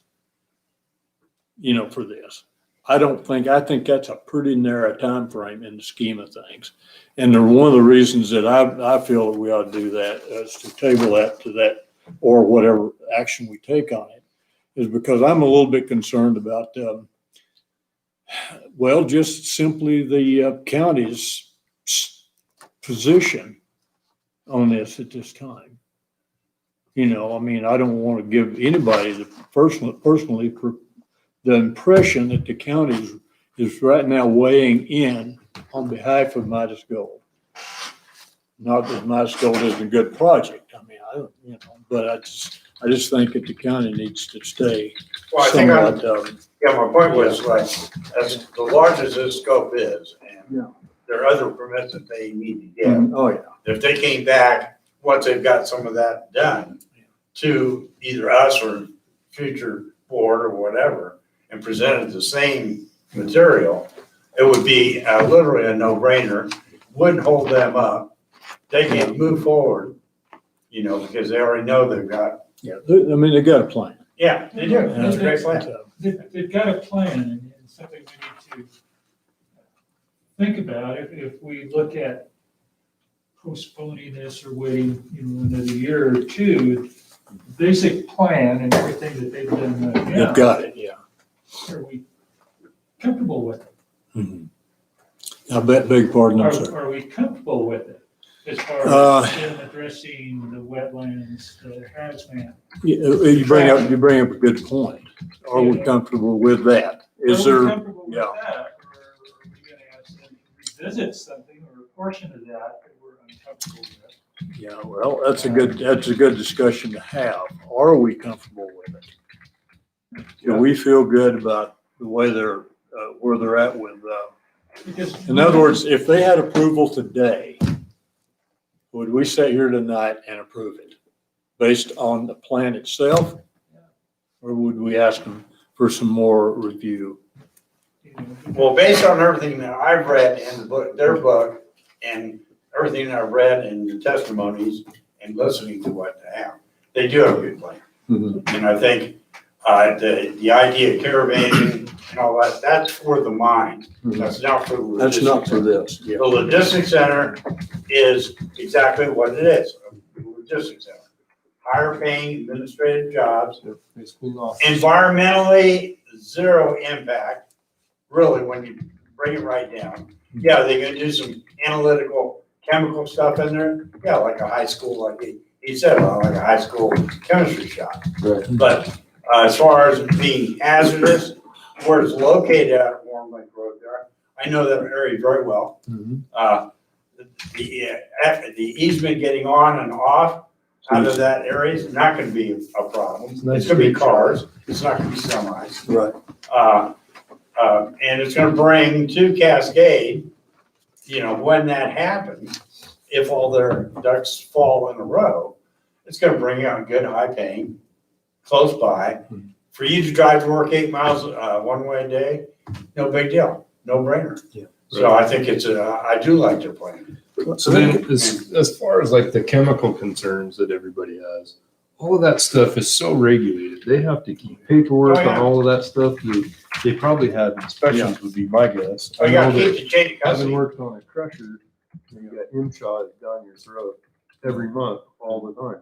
No, I have no problem I mean, with that's- those issues at all. I'm just, as far as the public was concerned about it, I mean, that stuff's all. But I think there's Super. a perception there, and that's why a lot of people keep bringing up this hazardous material, the doctor's wife and all that, that's what we're talking about here. We're not talking about that here.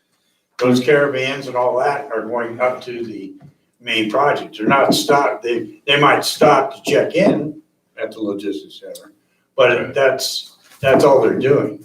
Well, and they do have, and I'm quite familiar with spill containment facilities because I had to have one at a complex that I designed. And it's got to meet the number of gallons of material that you will be storing in there for on-site. Oh, yeah. Yeah. And it's totally contained. You cannot exceed the gallonage that facility will hold at the logistics site because they will have some there. And as they indicated, that bulk, it's just like a bulk type spill containment facility. And they don't want to have it spill either. I mean, they've got, that's a nightmare for them to have to deal with. So they're going to take all the precautions necessary to take care of that. If they have an incident, it's going to be quick. One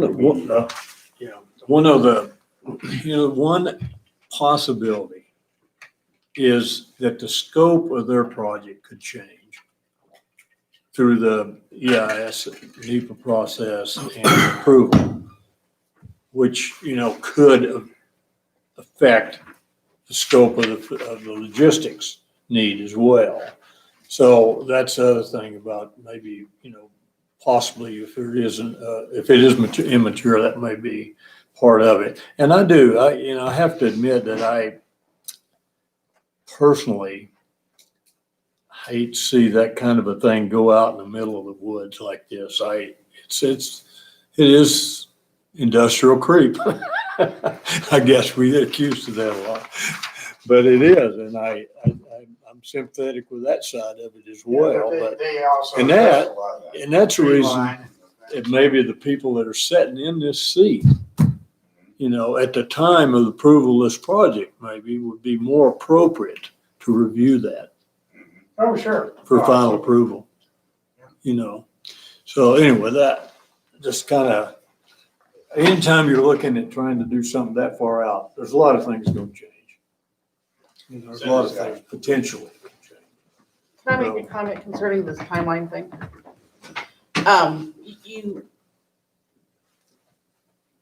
We've discussed the timing of the applications and things. If this is approved, if it's appealed to the Board of County Commissioners, then it has to go through that process. The potential timeline of this thing is 1.5 2 years out. By the time it gets through the county commissioners, district court, and wherever else it's taken. Seriously. We're still dealing with Knife River on Loomis Lake. Yeah. We have mediation scheduled next week, and it hasn't even gotten to district court. So the potential timeline is a lot longer than the 2-3 months that we take here. To the end of this and when it would become effective, Right. I can see spanning 1.5 2 years if it goes through all of those different appeal processes. And it will. So if you're concerned about it being approved into Never Never Land with put a time limit on it, has to be in operation within 3 years, or a new CUP is required. And then that will shorten up that concern of yours, Commissioner, about going into other political bodies' decision-making. Does that make sense?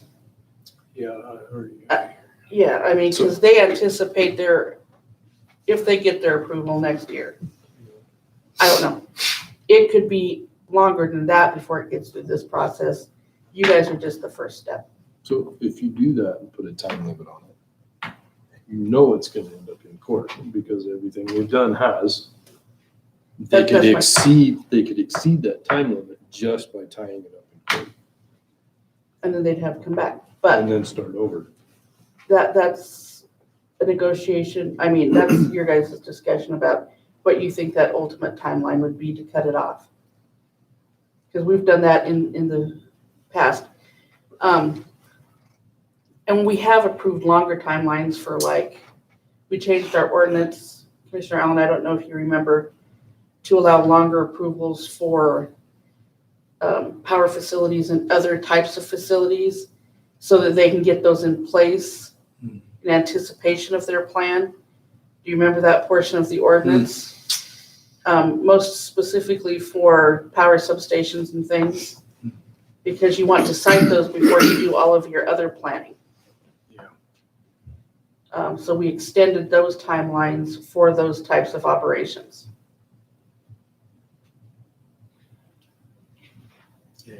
Well, I understand your argument as far as the timeline. No, I'm just trying to bring it to You're right. your attention that this is not, most likely not the Next final. week. Right. Well, I guess where I'm at is I personally don't anticipate being here when this is done, when they start doing this. And I'm not sure that it's fair to the future for me to look that far out and say, go for it. This is a final approval. And so I'm concerned about that because of the people here, the changes that may potentially happen between now and approval, the changes in Valley County, the positions we may be taking, in regards to some of our, more pristine lands, possibly. All these things, it'll play a role at that time. Is it practical to approve something like this 2 to 3 years in advance of potentially happening? So I'm looking for arguments for other. So isn't the EIS? Yeah. On the other shoe though, Yeah. we don't approve it for that reason. And then they get their final approval to mine, Right. then they gotta come to us. Mhm. And you can guarantee it's gonna get appealed to the county commissioners, probably to district court, Mhm. and carry on. Yeah, but, our experience of going to district court is there's not very many cases we've ever had. As a matter of fact, I don't think we've had a case go to district court. We've got one thing that I know of is being reviewed, and that's, as far as I know, that's the first one that I can remember. Oh, we've had things go to the Supreme Court. Since I've been here? Yeah. What? Jug Mountain, Gold Fork Bay. Jug Mountain, I Oh, was that wasn't, before you? yeah. Gold And then- Fork Bay, 2004. Gold Fork Bay, I do, yeah. Right. I'm CM sure. Rental just got heard in district court I know they, this week. I knew they were gonna get a review. Right, it's, and we've got another one pending. So when is that one being heard, It was the 13th. the rental? Yeah. Well, that's only been a couple of months since we rejected. CM Rental, that was last October that Well, you quick. heard that. Yeah. But then it went to the county commissioners on appeal. Right. And that was probably January or something like that. Or. oh, I don't know. Anyway, I understand, there's some months in And then that it was involved, appealed to the court Yeah. around January or February. Yeah. But does that negate my concerns? I think it does, because it'll end up in court. I know, but does that negate my concerns of us making this decision at this point for the county? I think that, if we approve it, it'll move it to the next level of commissioners, right? So if it's appealed, it's gonna be appealed. Yeah. I mean, just knowing who's involved. Oh, yeah, it's gonna just be appealed. hearing what the testimony It'll was be there appealed. and all these letters, you're absolutely right, it will be appealed. The Friends of the No offense River, about that. all those groups are gonna guarantee. Anyway, They've probably already got it drafted. I'm gonna come back to my original contention that I personally feel it's premature. I mean, we don't have a permit yet. So, anyway, and I think there's a good reason for, a more sound reason for getting this. It is good for people to hear that the locals are positive about this project. Oh, yeah. Yeah. So, I mean, 26 or 30 high-paying jobs right here in Cascade, 8 miles outside of town. I mean, that's incredible. That's huge. That's a big deal. it's a big project. Oh, yeah, no, it's a big deal. I mean, I totally get it. I mean, Yeah. totally get it. I mean, it's way beats waiting tables or being a hostess or. Well, I whatever. understand that part, but the whole thing is a major impact of Valley County. Oh, yeah, No matter no, how I you agree. look at it. Yeah. And that's the reason that I'm hesitant to just jump in 2 or 3 years in advance and approve an operation, facilities operation plan. But And what an amazing So, site back in. anyway. Stidmak.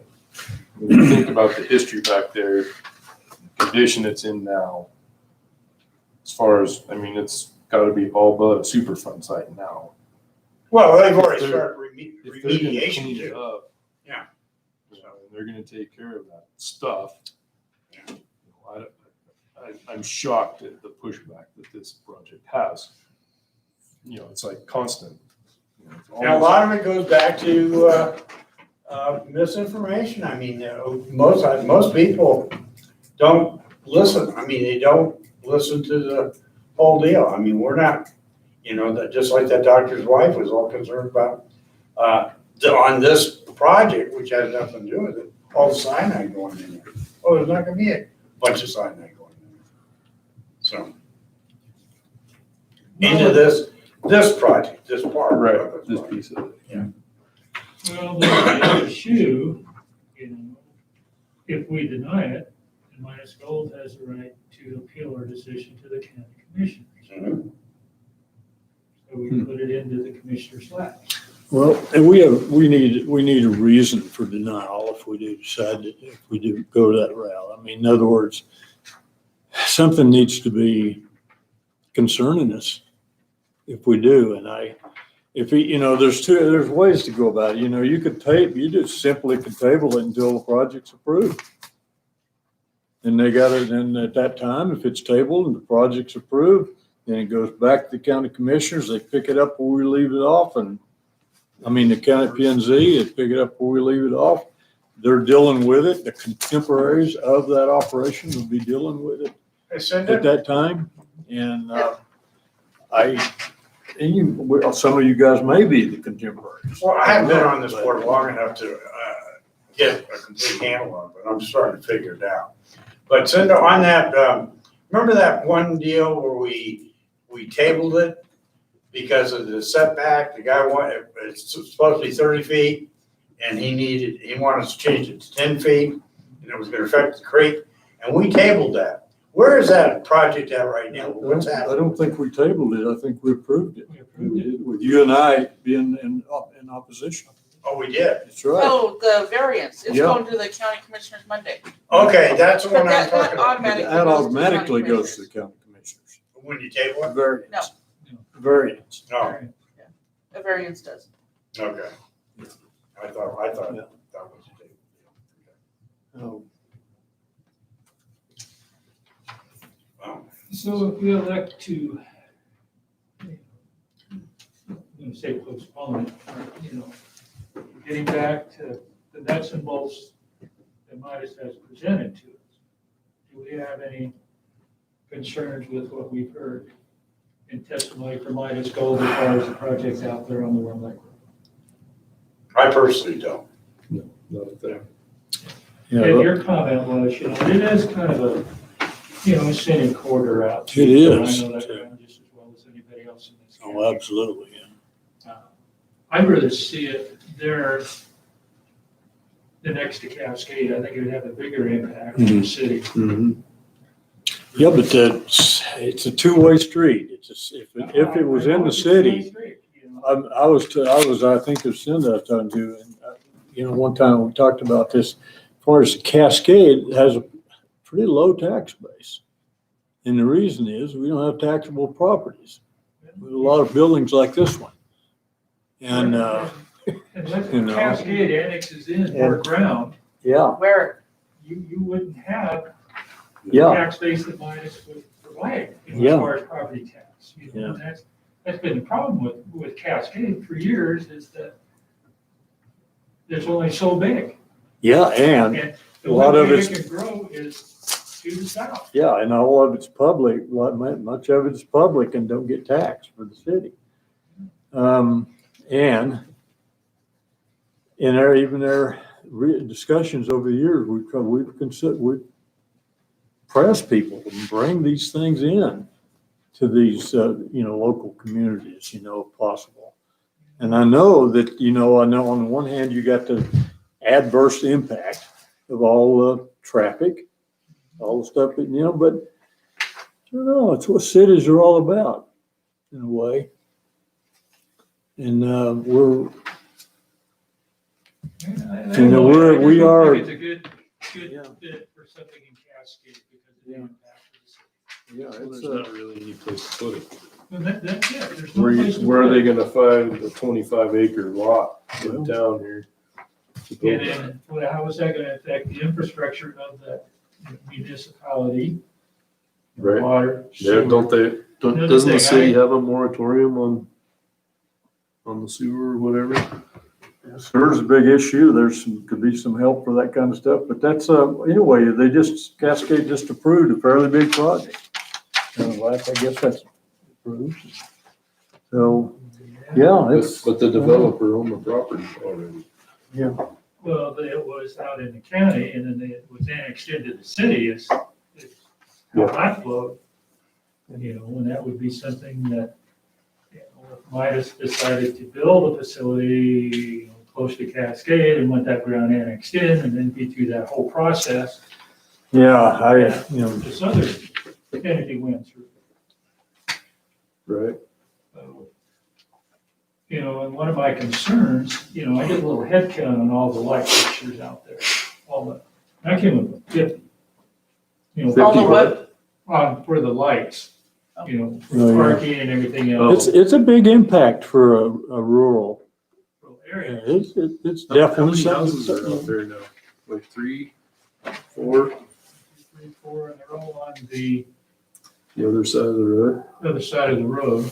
They're about a mile away. Yeah, it probably would be about a mile away, but I was glad to hear that they would use motion sensors. Yeah. 'Cause And they're gonna, after counting up all those, I call them yard lights, but they're parking lights, they're 18 Security foot lights. with their height. Okay, from a preliminary standpoint, we got two things going here. Is the time frame proper? And the other one is the package as complete as we want it to be for the county. but one of the other plus sides that Yeah. I heard from these guys Yeah. was the substation is gonna get moved, and it's gonna get shielded from sight, which the existing one that's out there now is not. You see it, Two drive places by. right there. So plus, by moving the power out there, it's gonna increase the availability of power Yeah. to anybody who wants to buy a house or buy a lot and build a house. So, there's some of that, infrastructure that you're talking about that is happening with these guys, and if my memory's correct, they're footing the bill on. They're bringing the power out there. So, And and that's a big deal too. Yeah, I mean, that's, all of it adds up to being major. Oh, yeah.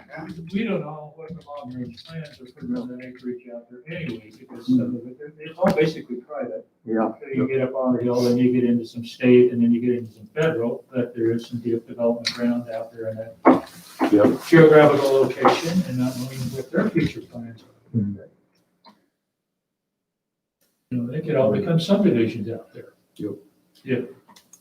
It was approved by, P&Z commission. Yeah. That one, I really wish I had a crystal ball where I could look down the future and see what that development's gonna look like. What happened to it?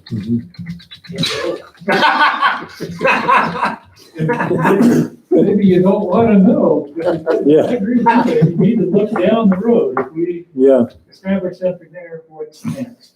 yeah, and yeah, if you, I don't know, I just kind of, it just keeps coming back to me. There's a little bit of prematurity. And I understand all the arguments. Believe me. But,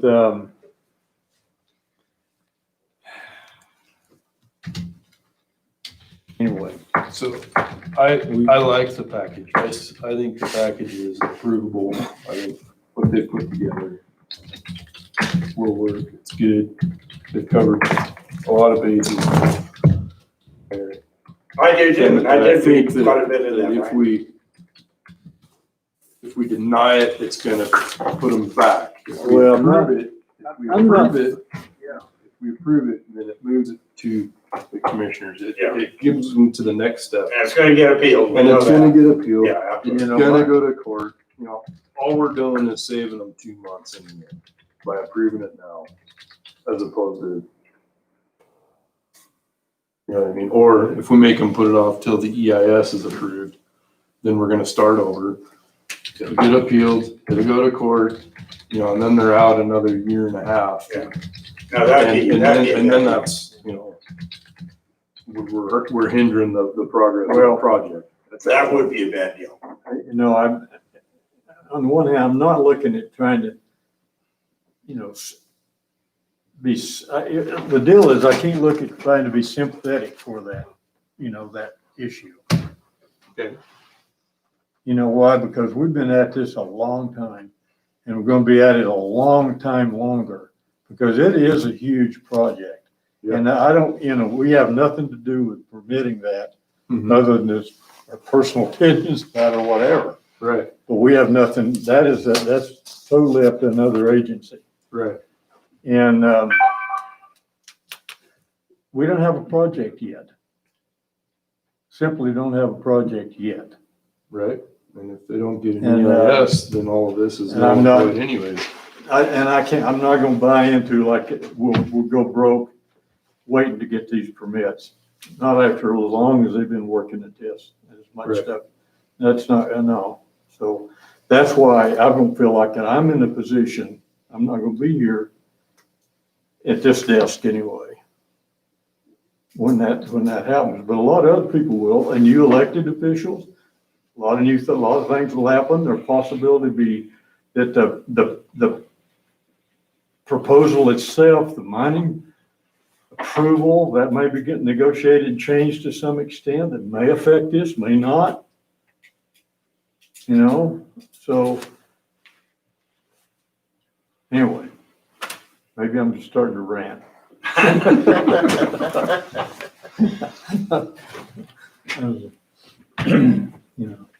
So anyway, I just don't feel comfortable with it, and I appreciate everybody else's opinions and thoughts on it. I'm not, so I think there's possibilities of this where one of them, you just table it until approved. Do that, whoever's happens to be here at that time, then they will pick this thing up, digest it, and move forward based on the environment, the climate at that time, everything going up forward with this. The other one, if you deny it, their option is to go to the county commissioners, and you put the elected officials in the hot seat. And basically, it's being put in a box, Yeah, but unfortunately, there's no corners. yeah, So no matter which way you run, yeah, you're gonna hit a wall, but Yeah. there's no corners behind it. that's true. And so, in my opinion right now, the way it stands is that I would approve it. Just based on the fact is they covered all the concerns. As far as the visibility of the project, it's gonna be hidden behind a tree line, plus a fence line. It's gonna have full-time security out there. It's gonna have light sensors, so the lights are only gonna be working when somebody's there. They address the power thing, which I think is pretty cool, because that transformer deal, whatever, as you go out, that's obvious. I mean, that thing's massive. Idaho Power made no attempt to hide it. And now to be moved out and hidden, they're footing the bill. My opinion, I approve. And then we know it's gonna get appealed. I guarantee it's gonna get appealed. There was enough negative testimony, there's enough letters there. It's gonna get appealed, the commissioners have to deal with it, and the commissioners gonna have the same conversation we're having right now. Yep. So, at least it moves it that much further. Yep. So, at least they have whatever, they got a whole bunch of hoops they gotta jump through anyway. Yeah. Yeah, tons of them. So. It's up to you, Mr. Chairman. I would entertain a motion. Okay. If we're there, I'll make if we're a- at that I'll point. get my glasses on, so I see what I'm doing. Was it 2017 then? 2012. 2012. 2012?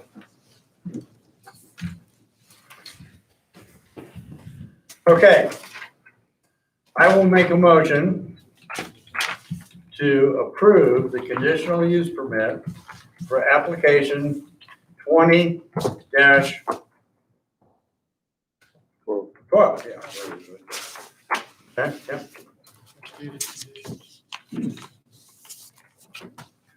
With the understanding, knowing that this will get appealed to the commission. So I can put that in the record. Is that part of your, is I go on that part of your motion?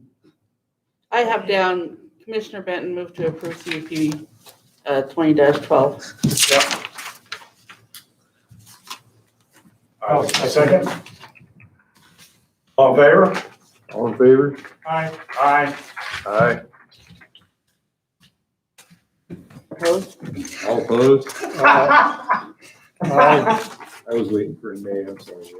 Did you What did you say, say? Ed, did you oppose? Yes. Okay.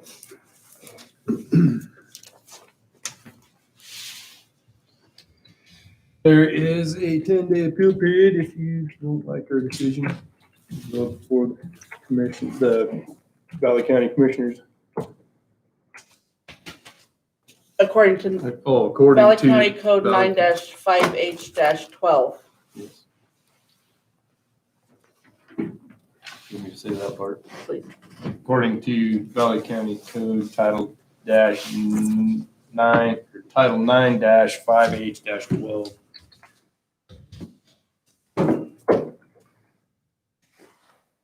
And meeting is adjourned. Let me turn off the thing before anyone